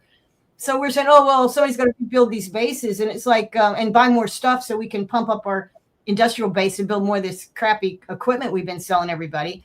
And they're saying now, oh, wait a minute, I don't really have money for that. And, oh, by the way, I'm shopping around for my fighter jets. I'm shopping around for my air defense systems. Maybe I'm not going to buy US. NATO, same way. NATO has always, complained really internally, the NATO countries, that, we're forcing American equipment on them. Of course we are. We want standardization. Don't you want to have standardization with America? Hey, and oh, by the way, we fund NATO, 80%, we fund it ourselves. So you got to do it. We got to buy our stuff. And they've always resented that, of course. And they want to buy their own EU systems, of course, and some of them aren't any good either. And a lot of them are looking to buy, cheaper stuff from India, from China. If they didn't hate Russia so bad, they'd buy them from Russia. Get from Russia, yeah. Yeah. So, I mean, what Trump is doing is incredibly stupid from one level, because he's showing the world how weak we are, how stupid we are, how corrupt our decision-making process is, and how destructive we are, self-destructive too. We're showing everybody that. That's not good. You don't want to, if you want to be a strong country, you don't want to reveal all your weaknesses to the whole world all at once. You don't want to expose it, right? Yeah. And I initially thought that was part of the reason I thought Joe Biden was the worst president we ever had, up until the point of Trump. Yeah. It's like you are exposing your inability to be this imperialistic force that you claim that you are. That's right. Like this indispensable, like all of that stuff. Each war that you lose and each thing that you're not able to accomplish exposes you're not what you say you are, whether that's moral or whether that's in hard power. I agree with you entirely. Yeah. Well, yeah. Look at that withdrawal from Afghanistan. I mean, that was highly televised, and it was sloppy, and it was dangerous and ugly. It was cowardly. I mean, we should have withdrawn a long time ago, but the way he did it came across as we don't even care about our allies, which of course anybody that followed the Vietnam War would know we don't care about our allies. Okay. Right. We never care about our allies when we're leaving. But yeah, he revealed, Biden definitely revealed this. And you could say Biden maybe wasn't all there. I know the last 2 years he certainly couldn't have been much there, but our foreign policy was consistent. And it's consistent because it's run by Zionists, and the Zionist foreign policy is centered around Israel's desires and needs. And one of the things that Trump, I don't know what Trump truly thinks or knows, but Israel is not interested in a truly strong America, right? Israel is interested in a strong, powerful Israel. And if they can leverage American forces, American bodies, American political system, towards that end, they're going to do it. Okay. And they're very open about this in Israel. You know, the idea that they control the U.S. Congress, they make the decisions on what happens and who does what. They're proud of it. They talk about it, and it is a real factor. But part of the whole long-term Israel project, which is to weaken, destroy, have civil wars, to everybody around them, anybody that could threaten them. And they're actually doing it in Crete and Greece and Somalia. You know, they're expanding out on their countries that have no power that Israel can then manipulate, use, whatever. And if somebody resists that, Yemen, Hezbollah in Lebanon, Iran, you know, then those are big targets. Libya, of course, went down because of this. You know, Saddam Hussein went down because of this. You know, anybody that stands against the Israeli project and has some sovereignty and some military strength has to be destroyed, which is why Turkey is concerned. Because, you know, Turkey wasn't on the original list of 7, but people are saying if Iran goes, Turkey will be one that Israel will want to destroy with the U.S.'s help. And who knows if that will ever happen. I think we're at the edge of the cliff already. I think maybe those dreams won't happen. But at least Israel understands what we are, our weaknesses and our strengths, and they try to leverage our strengths and exploit our weaknesses. So they don't really care. Israel doesn't care if the whole world sees that we're hollow. I don't think they care that way. I think what they take from this is we can make the U.S. do whatever we want it to do, and this works for us. So they have us, and that's what they're demonstrating. And the fact that we are militarily weak, you know, in Israel's view, they'll just lobby for a $1.5 trillion defense budget to refill the coffers, or a $2 trillion defense budget to refill the coffers. You know, their view is Israel can control what goes on in America.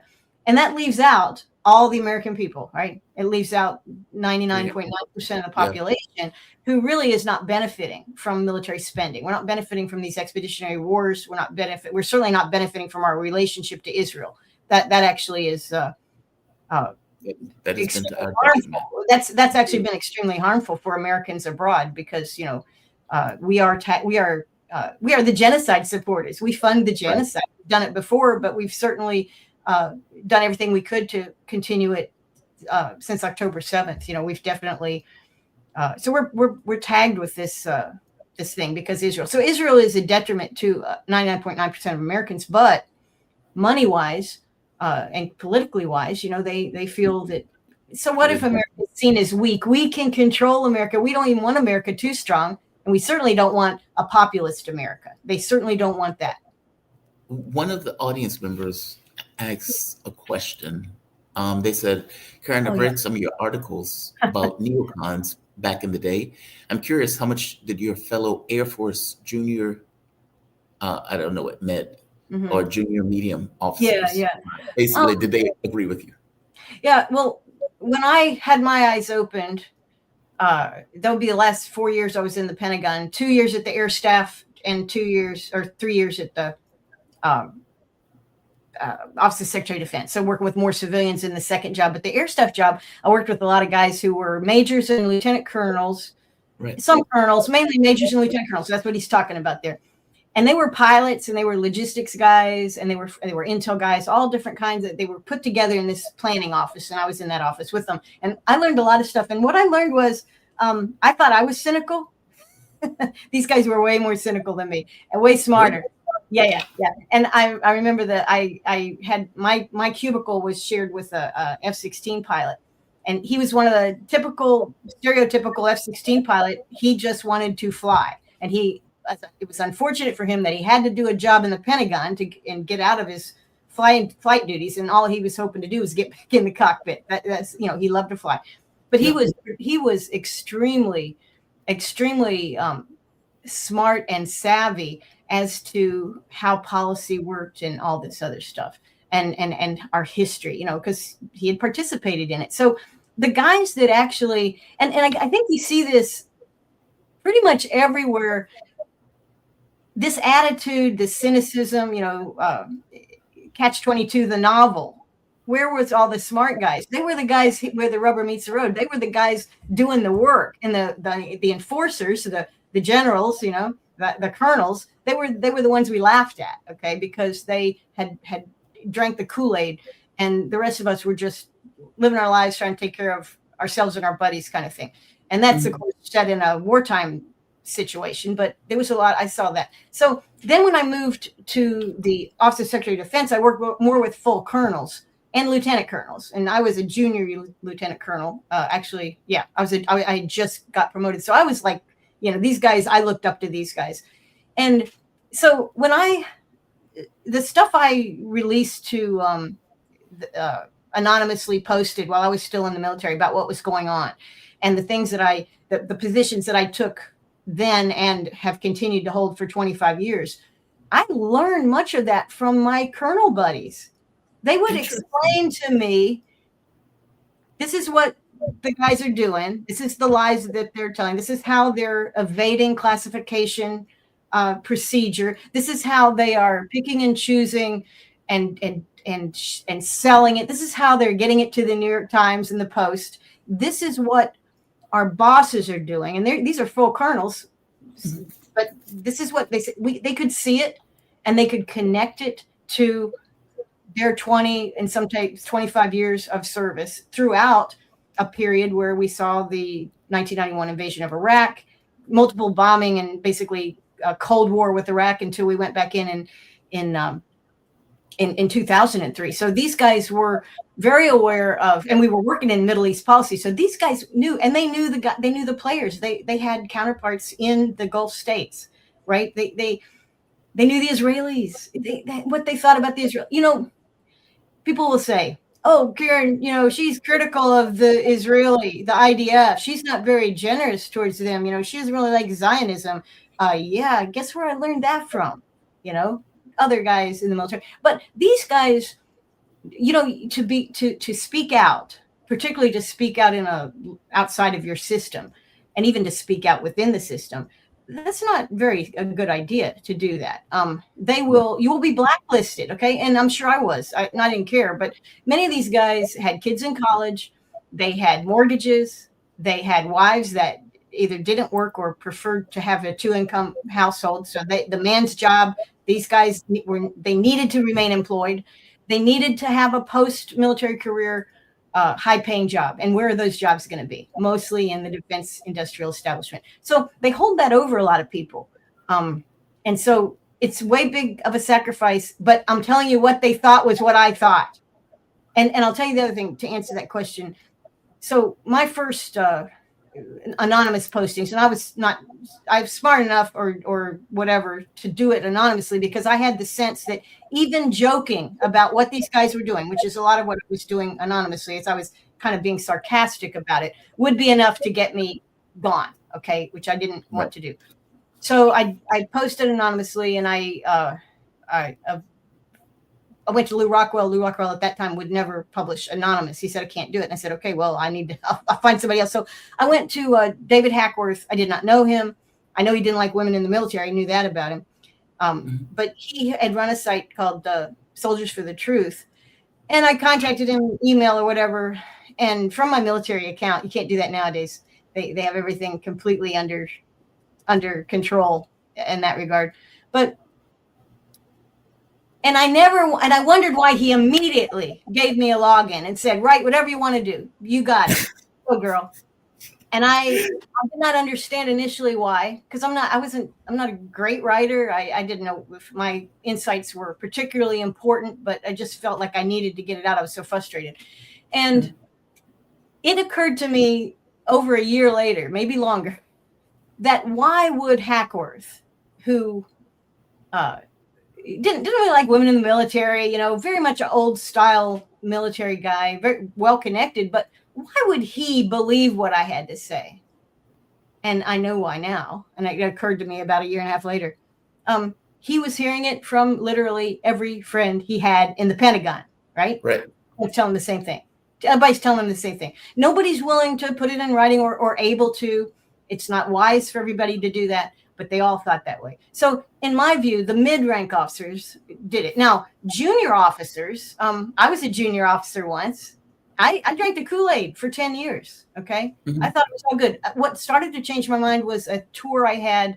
Actually, it was my second tour. So I guess I didn't drink it for 10 years. I probably drank it for like 5 years. And I worked in acquisition, and the acquisition world was shockingly wasteful, shockingly corrupt, not in terms of crimes being committed. I didn't actually witness pure crimes, but just the go along, get along environment of spending the taxpayer dollar, and the way we did it, the waste, and just the competence. And of course, when you work in acquisition, you're completely infiltrated with civilians and contractors everywhere. So it is really a contractor run operation, just like the Pentagon is an Israeli run operation. You've got enough people there that are putting the flavor on what you're doing. And so as a taxpayer, I was not pleased with what I learned in my term in acquisitions. Of course, then I worked at the NSA, and what I saw at the NSA was, again, this was before 9/11, before 2001, but the things that NSA was doing, unconstitutional. I mean, and the attitude was, hey, nobody's complaining. Nobody's complaining. So this is the kind of, and I think you multiply that by pretty much anybody that's got half a brain cell operating in the military. They all see this kind of thing going on. Some of them accept it. Some of them participate in it and benefit from it. And a lot of them just kind of ignore it, keep their heads down. Anyway. Look, I would tell the story. I've told the story before. American Greed is a television show that used to come on. Yes. And one of the episodes was mind-blowing and opened my eyes like nobody's business. Because I always used to ask this question about return on investment. If you're spending $1 trillion on the military, how do you know that you're getting the bang for your buck? I mean, oftentimes we use the number like a military parade in, some of these dictatorship countries where they would have the military and they're showing all of this stuff. We use a number like that. We don't need a military parade. Look at how much we're spending. But my thing is always, you never know how much you're getting the bang for your buck. Right. These two women were supplying nuts, bolts, all sorts of like these tiny items to the U.S. military. And they had been doing it for a while. And one of them made a mistake where they charged the military, I think it was like, let's say like $1,000, like a few nuts. And the military paid them. And it was like, hey, there's nobody watching, the hen house. In which case they started charging like ridiculous amounts for very tiny items that were constantly paid. Do you know how they got caught? They got caught because they sent a thing for like, let's say like $5,000. Because at this point they were balling, right? They had made millions. Yeah. And they're like, oh, we can do this. The military sent it back. And they sent it back saying, no, pay us for this. In which case it went to a human being, and the human being said, well, this is outrageous. Why are we doing this? Yeah. In which case they started to freak out when they realized, oh my God, a person has seen it. They're on to us. Yeah, they're screwed. This is the way out that box. It's like, you've been charging us how much for how long? Yeah, oh, exactly. Exactly. But and that's just a small business. That's a small business opportunity that they discovered, and took advantage of it in a small, relatively small way. Look at how the monster companies, the Lockheed Martins, the Consolidated, look at how the AI guys, look at how Palantir has inserted itself. How are you going to quantify what you're getting from Palantir? Right. I mean, they're doing databases, they're tracking people. How are they? What's their return on investment numbers look like? But again, I think with the government, certainly with the Pentagon, they don't even think in those terms, And I'm pretty sure that Elon Musk was kind of, he left his whole Doge thing early on. I guess he had a company to run or whatever. But I mean, he communicated that he felt his eyes were opened, and it was like really depressing. It was like we found stuff. He only went after some stuff. I know. And I'm telling you, like Palantir, or no, he didn't go after Palantir. No, and he didn't even do the Pentagon. He was finding stuff that was kind of systemic, and I think he could see from what he was seeing just in maybe USAID and some of the other places they looked. He was seeing that this process exists, And if you go all to everywhere, I mean, the whole government's like that. I mean, we could have, look, our government spends $6 trillion a year, $2 trillion in debt, $4 trillion they take from us to do government, to give us government. Is anybody in this country getting anything close to $6 trillion worth of security or stability or economic benefit? Nothing like that. Education, healthcare. No, we're getting nothing. It's just, it's horrendous. Agreed. You have my full and total agreement on that. But I mean, I think everybody agrees. Everybody, I mean, like the average guy, if you go to the average guy in the street, I talked to a guy mows grass. I had a new guy. I need him to do a one-time grass mow thing. So we had to look at the place. We're talking. He's just a local guy, college educated, but he just mows grass now. Okay. What does that tell you about our economy? I don't even want to go there. But this guy, his assessment, we talked for a while about economy. We talked a little bit about the war stuff and how things work. His assessment, he's not, I'm immersed in this stuff. You're immersed in this stuff. You're talking to tons of smart people, and they're all, you're getting a good picture of how the world works, how America works. This guy doesn't do any of that. He don't even have internet. I mean, he has it, but he uses it sparingly. He's not on social media. He says, I stay away from it. Guess what his opinions were? His knowledge base, very much like ours.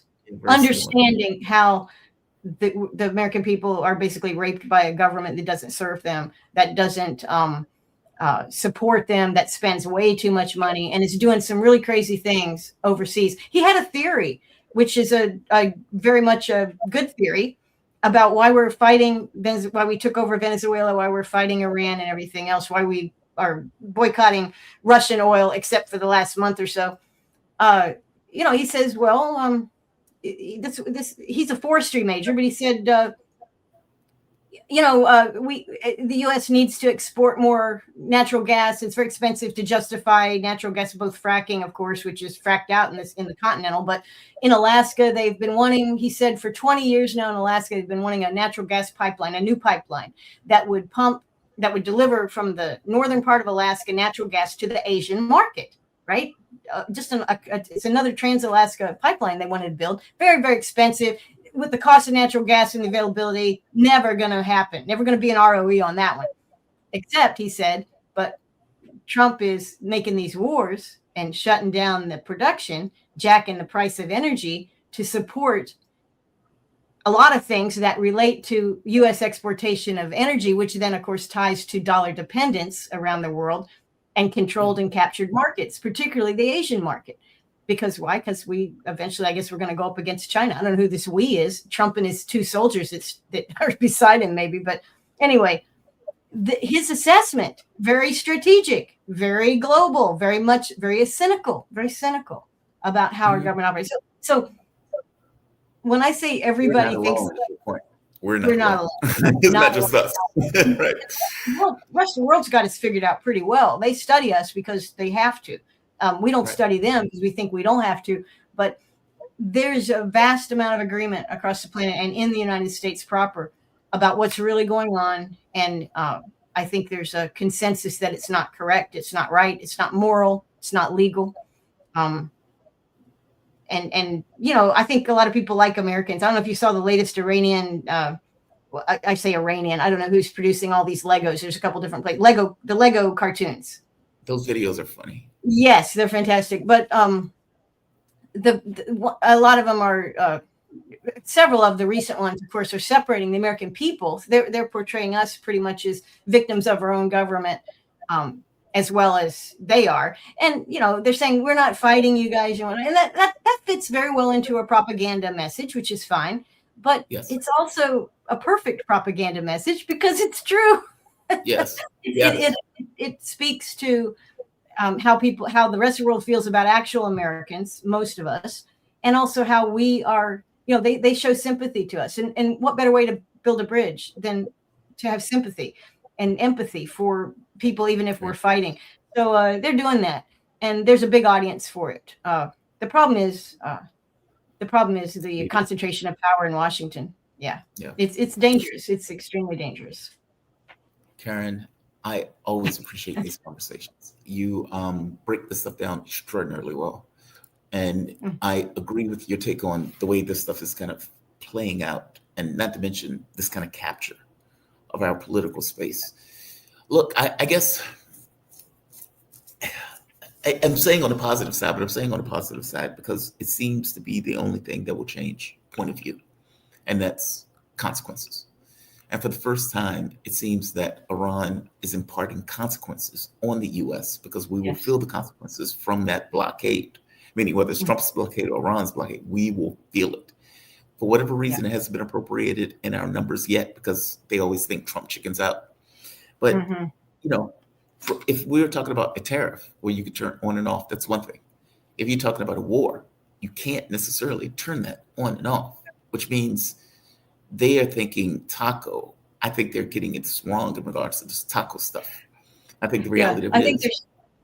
Yep. it's going to hit. I think Trump will probably try to he'll try to show that he didn't send those carriers over there for nothing. He didn't feed them one piece of mystery meat and 2 noodles for weeks on end for nothing. That they were able to unload their weapon systems. But the problem is, and I think Trump is in a box because what Iran will do, the way that they will have put the consequences on us will be right where we live. It will be economically. It will be, those cables will be cut. The oil of the Gulf states, the oil production and refining capacity of the Gulf states, and the pipeline capacity for them to get it out to sea, beyond the Strait of Hormuz, all going to be gone. Israel's going to take it in the shorts, and Israel has already taken it in the shorts. Dimona was hit badly. And again, this is dangerous to hit nuclear facilities. We do it because we think that it's not dangerous when we do it, but they had direct hits on Dimona and some of the nuclear stuff there. And also, of course, Mossad headquarters was hit. They had their chip building, one of their chip manufacturing was built, hit. They have had military targets hit. Interestingly enough, very few civilian targets in Israel were hit, but that's on the next list, right? Their water salinization, their ports, their destruction of the civilian airports. All of that is coming. Iran's not lying. Even our own intel, not that we listened to them 60 days ago, but our intel now says, looks like they have over 50% of their ballistic missile capacity. They've got 30% of their air force and retain some air superiority. They have air defenses, and their Navy is as capable as it ever was because what they're doing takes the small boats, not the big boats that Trump keeps harping about, that I put them at the bottom of the Gulf. I don't know where he put them, and whether they are at the bottom of the Gulf or not, it's irrelevant because they weren't using them anyway. And also, when Trump blew up the Navy, it was in port. The Navy was all sitting in port. I mean, come on, the Iranians aren't stupid. So that's not part of their leverage. Their leverage is still there. Their knowledge of targeting, their map knowledge, and they say, oh, well, China and Russia are helping them. Well, yeah, they are. And if they weren't, they could have purchased it commercially because the world that we live in doesn't obscure the battlefield. I mean, the information is there, the targets are there. And so Trump, if he does want to have this final, paroxysm of violence, kinetic, he wants to go kinetic and then say it's peace. If he wants to do that, it's not going to go without a response. And that response will devastate not just U.S. economy, it's going to devastate the world. But of course, part of this is inevitable. The world power is changing and diversifying. We live in a multipolar world, whether we like it or not. Trump doesn't like it, and he's trying to say that it's not real. But there's such a thing as reality, and you can say the world's not multipolar, but it is multipolar, and it's going to increase. And everything Trump has done has made it more multipolar. In fact, when Trump, and this was during the Ukraine war, using our monetary system, using the dollar and SWIFT and all these things as weapons. What is that about? You can only do that one time. Once you do it, money's based on trust. Currencies are based on trust. Once you weaponize your currency, you're down the slope. It's not even a slippery slope. It's a cliff, and you are hanging to a root that's pulling out, and you're done because nobody wants money that's you can't trust. That's just normal common sense. And Trump must know this at some level, but Doesn't seem like it. no, it doesn't seem like it. Karen, man, I always love these conversations. And look, as I told Mike Maloof, there are several people that I had missed talking to while I was away, and you were one of them. So Oh thank yeah, you. yeah. You're all well. Everything's good now. You're all set. There are bits of me that are missing, hence the, hence the glasses. Okay. But for all intents and purposes, I'm intact. I'm okay. Okay. Good. And just for the audience, Lieutenant Colonel Karen Kwiatkowski. She is a retired U.S. Air Force officer whose assignments included duties at the Pentagon Desk Office and various roles for the National Security Agency. She's author of several books, including Africa Crisis Response Initiative, Past, Present, and Future, and also Expeditionary Air Operations in Africa, Challenges and Solutions. Karen, you're fantastic. Thank you for this. You have a good day. Well, thank you, Jamal. We'll talk to you later. Absolutely. Bye-bye. Okay, bye-bye. All right. We have come to the end. We've come to the end. Fantastic guests. Very good day for shows. We started off this morning with John Helmer. I'm sorry. For some reason, my mind is went blank. John Helmer. John Helmer is a fantastic guest, especially on Africa, on Russia-related matters, geopolicy, and everything else. He is easily one of my favorites. Him and Mark do a breakdown on Africa-related issues that are just bar none. They tend to be far more honest. Far more honest. I'll go with that. Because if you talk to me on stuff, I'm not overtly in anybody's camp other than my own. What I mean by that is when I look out at the world, sitting on the moon, looking at events, looking at the planet, and you're trying to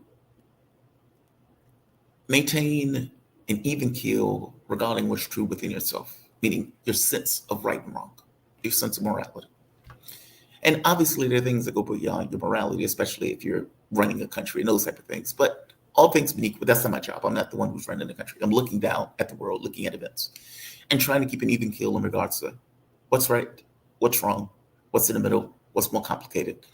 And as I define my job, to explain that stuff to the audience in the way that I understand it and in a way that I hope makes sense. When people are lying, especially countries, my job, that guy's lying. Now, the rub is any sort of media cuts a particular way. There's no such thing as neutrality.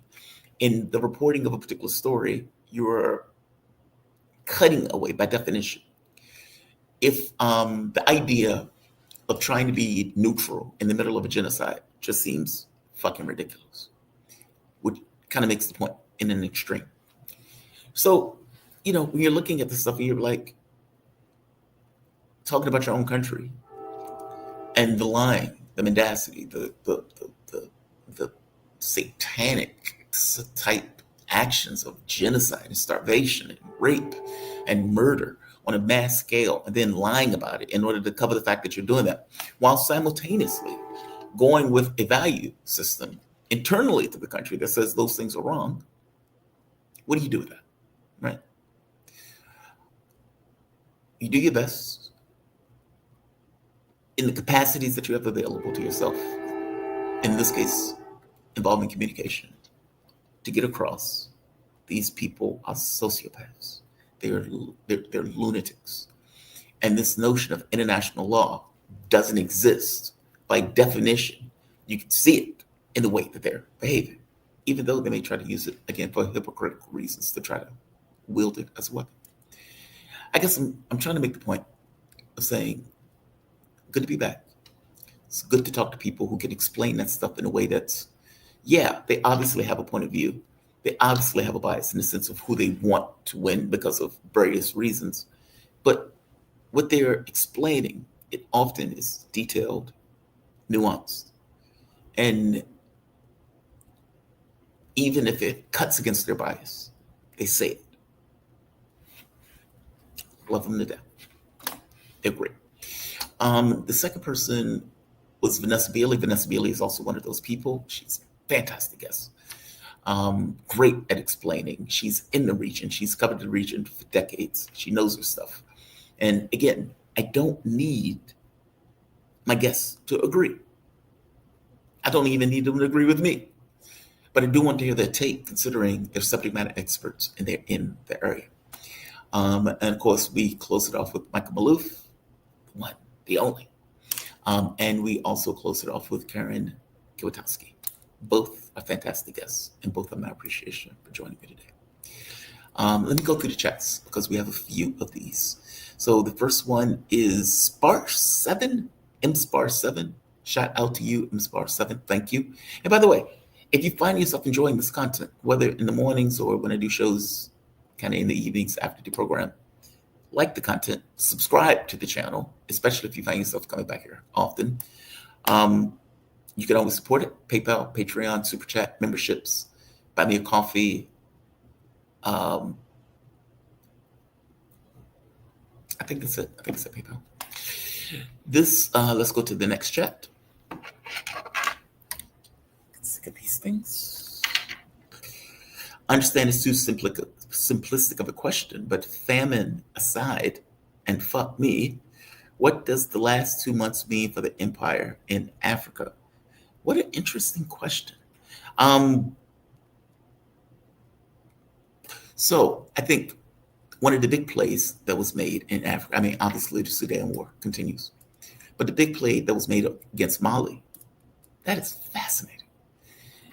Obviously the Sahel, well, I keep saying obviously, the Sahel states broke away from this notion of imperial control of the democratic process. Basically, we're going to call it a democracy, despite the fact that the democracy is effectively managed with influence from outside that is a disadvantage to the democracy, almost like treasonous. But it's going with this fig leaf that this thing is a democracy when in all realities, less so.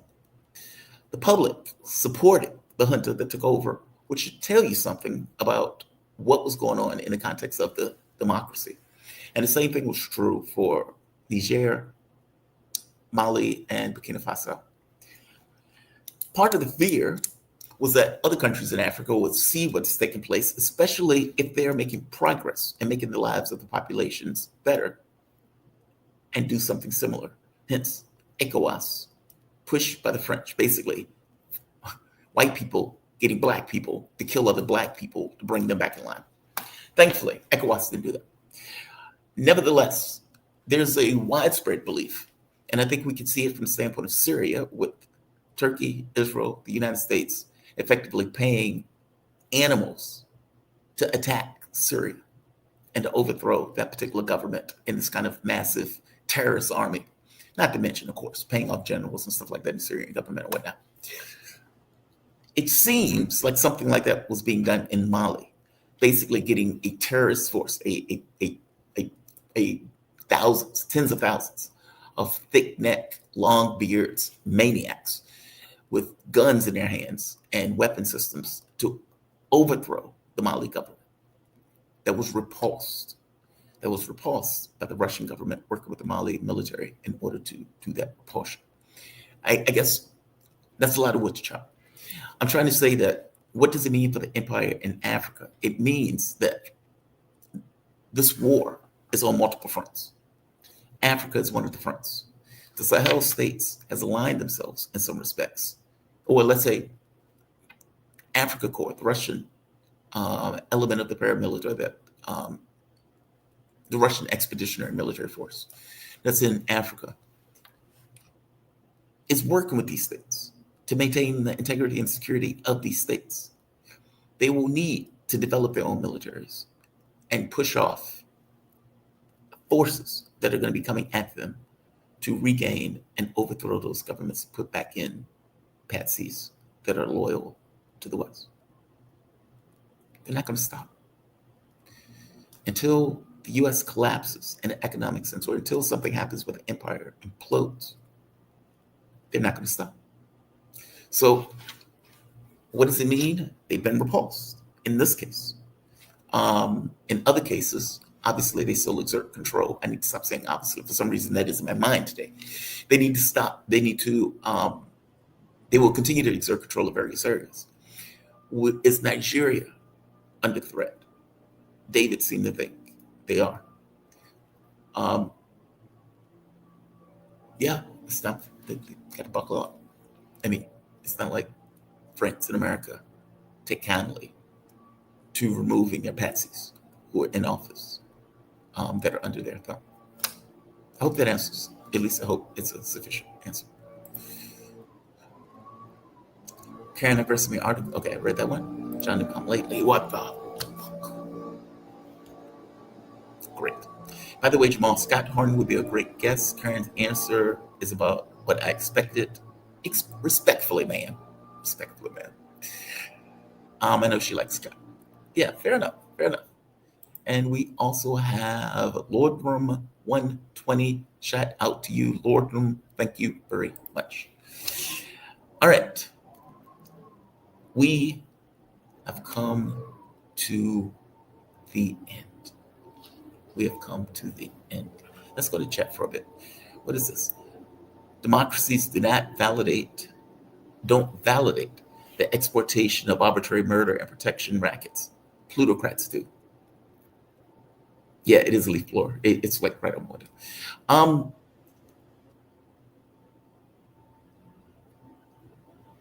Is that true?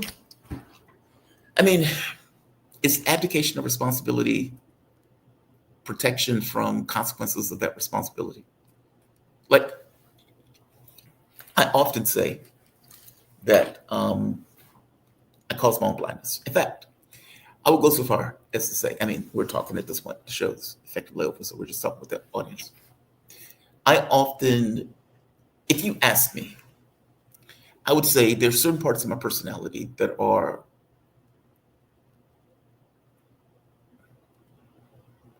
have quirks in my personality. And those quirks go towards excess. Yeah, I'll put it that way. Those quirks go towards excess. Some of those are positive, meaning it's kind of like the hero of a story is usually destroyed by his own virtue. It's kind of that, where the thing I consider to be virtuous, this notion of independence, this notion of brutal going after objectives,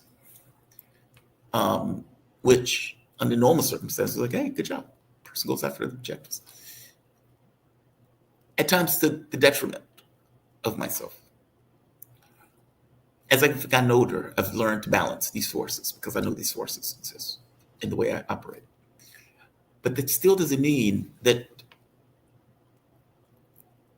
you can push in a way that you don't realize is causing consequences, or you're not entirely paying attention to the consequences because A, you don't know what you don't know. Whether you know it or not, you are still stuck with the responsibilities or the consequences of not knowing. Meaning not knowing doesn't absolve you of consequences, especially from a reality standpoint. I'm not even talking about law. I'm not talking about any of this stuff. I'm talking about physical matter reality and cause and effect. And not realizing that you're doing something doesn't mean that you don't get hit with a response from it.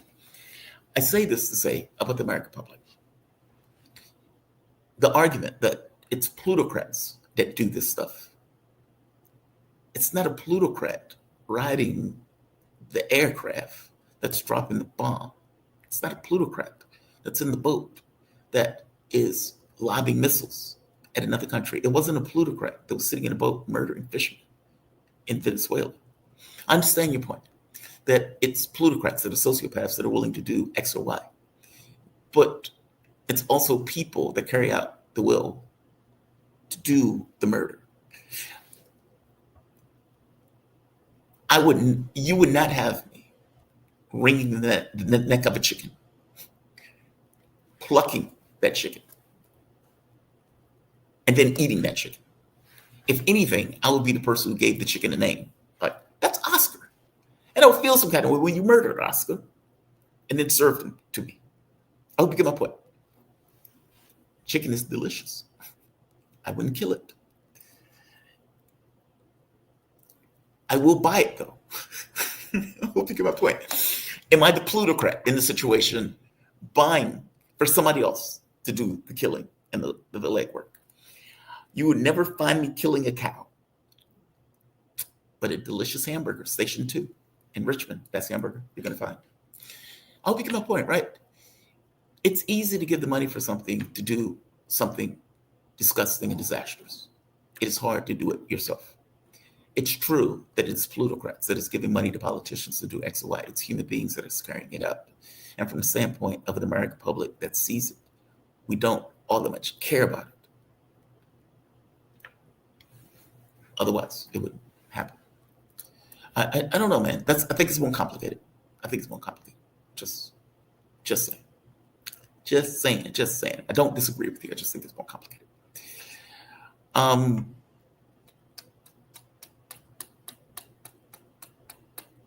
Right here. Democracies were originally meant to be self-representative.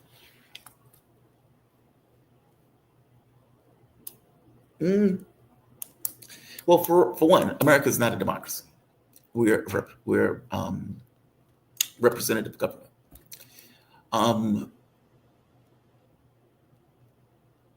And yes, but it's one thing to write a plan on paper. It's another thing for the way it operates in physical matter reality. I could come up with a great design for society. It doesn't stop human nature that can be, if you set up a system that allows incentives, and those incentives go in a particular direction, people will follow the incentives. If I find that in a representative government, I need money to get elected, and people are willing to give me millions of dollars because that millions of dollars buys influence, then it doesn't matter what you have on paper about this is the way the process is going to work. In reality, the process is going to work with 90% of the elections being won by the side with the most cash, and with the politician who knows that going to get as much cash as possible because that allows him to win, which allows influence to be bought for that politician. I'll begin my point. Yes, regardless of the highest aspirations of things, it works a particular way in practice that the highest aspiration may not account for. Yeah, representative. That's what I said. It's cynical, but I think it's true. I think it's very difficult to look at your political system and come away with the assessment that these people represent your interests. I don't think that's the case. I think that's obvious. I think it's obvious. All right. I am going to end this. I'm going to end this because we're just talking at this point. Designers in America are not Jewish. Fair enough. I mean, some of them are, but I know I get your point.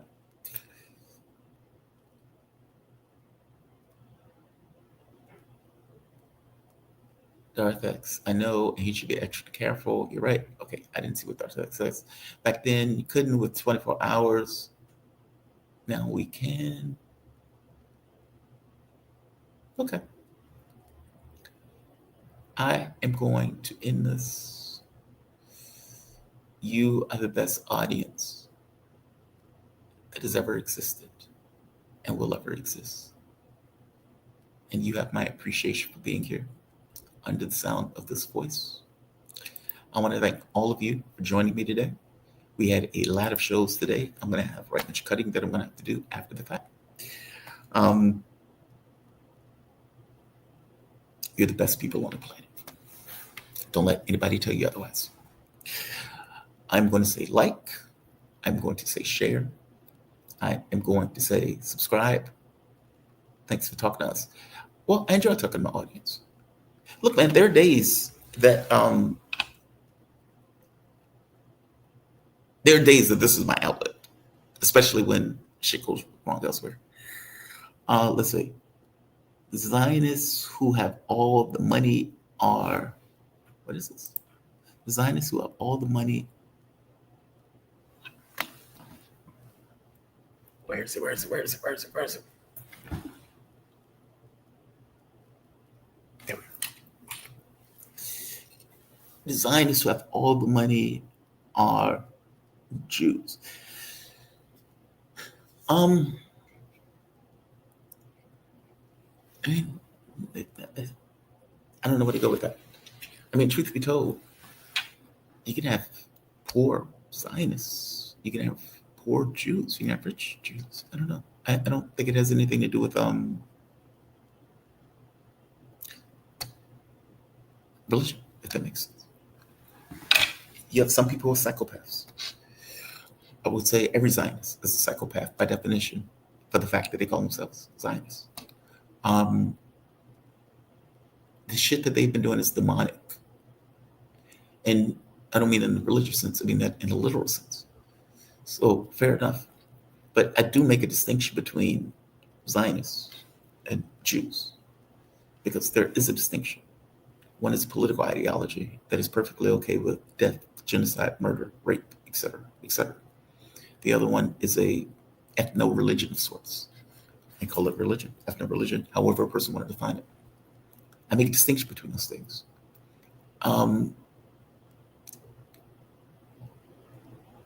I have no issue with one. I have severe issue with the other.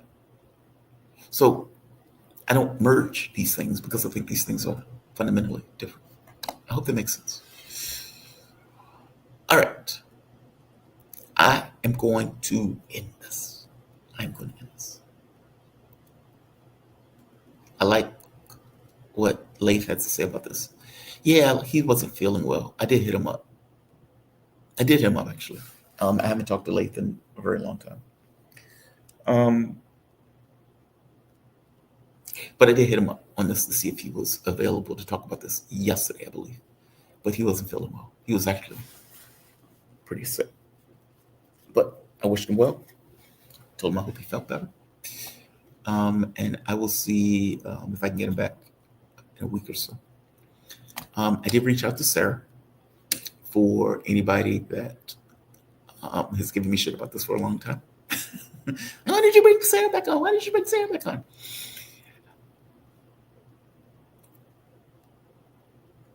You're not going to believe this? No bullshit. I learned a lot from housewives. And one of the things that I learned about housewives, and I don't know if this is a female thing or what, but getting in touch with my inner woman. I have tried to be more. I realize over time that I have a tendency to edit stuff out before it's conscious, if that makes sense. Like, you get so accustomed to doing something over the course of time and managing how you feel over the course of a particular time, that certain things get edited out that creates anomalies in your communication with other people, where there's a, put it this way, under normal circumstances, if you ever met me in person, I'm an open book, typically. However,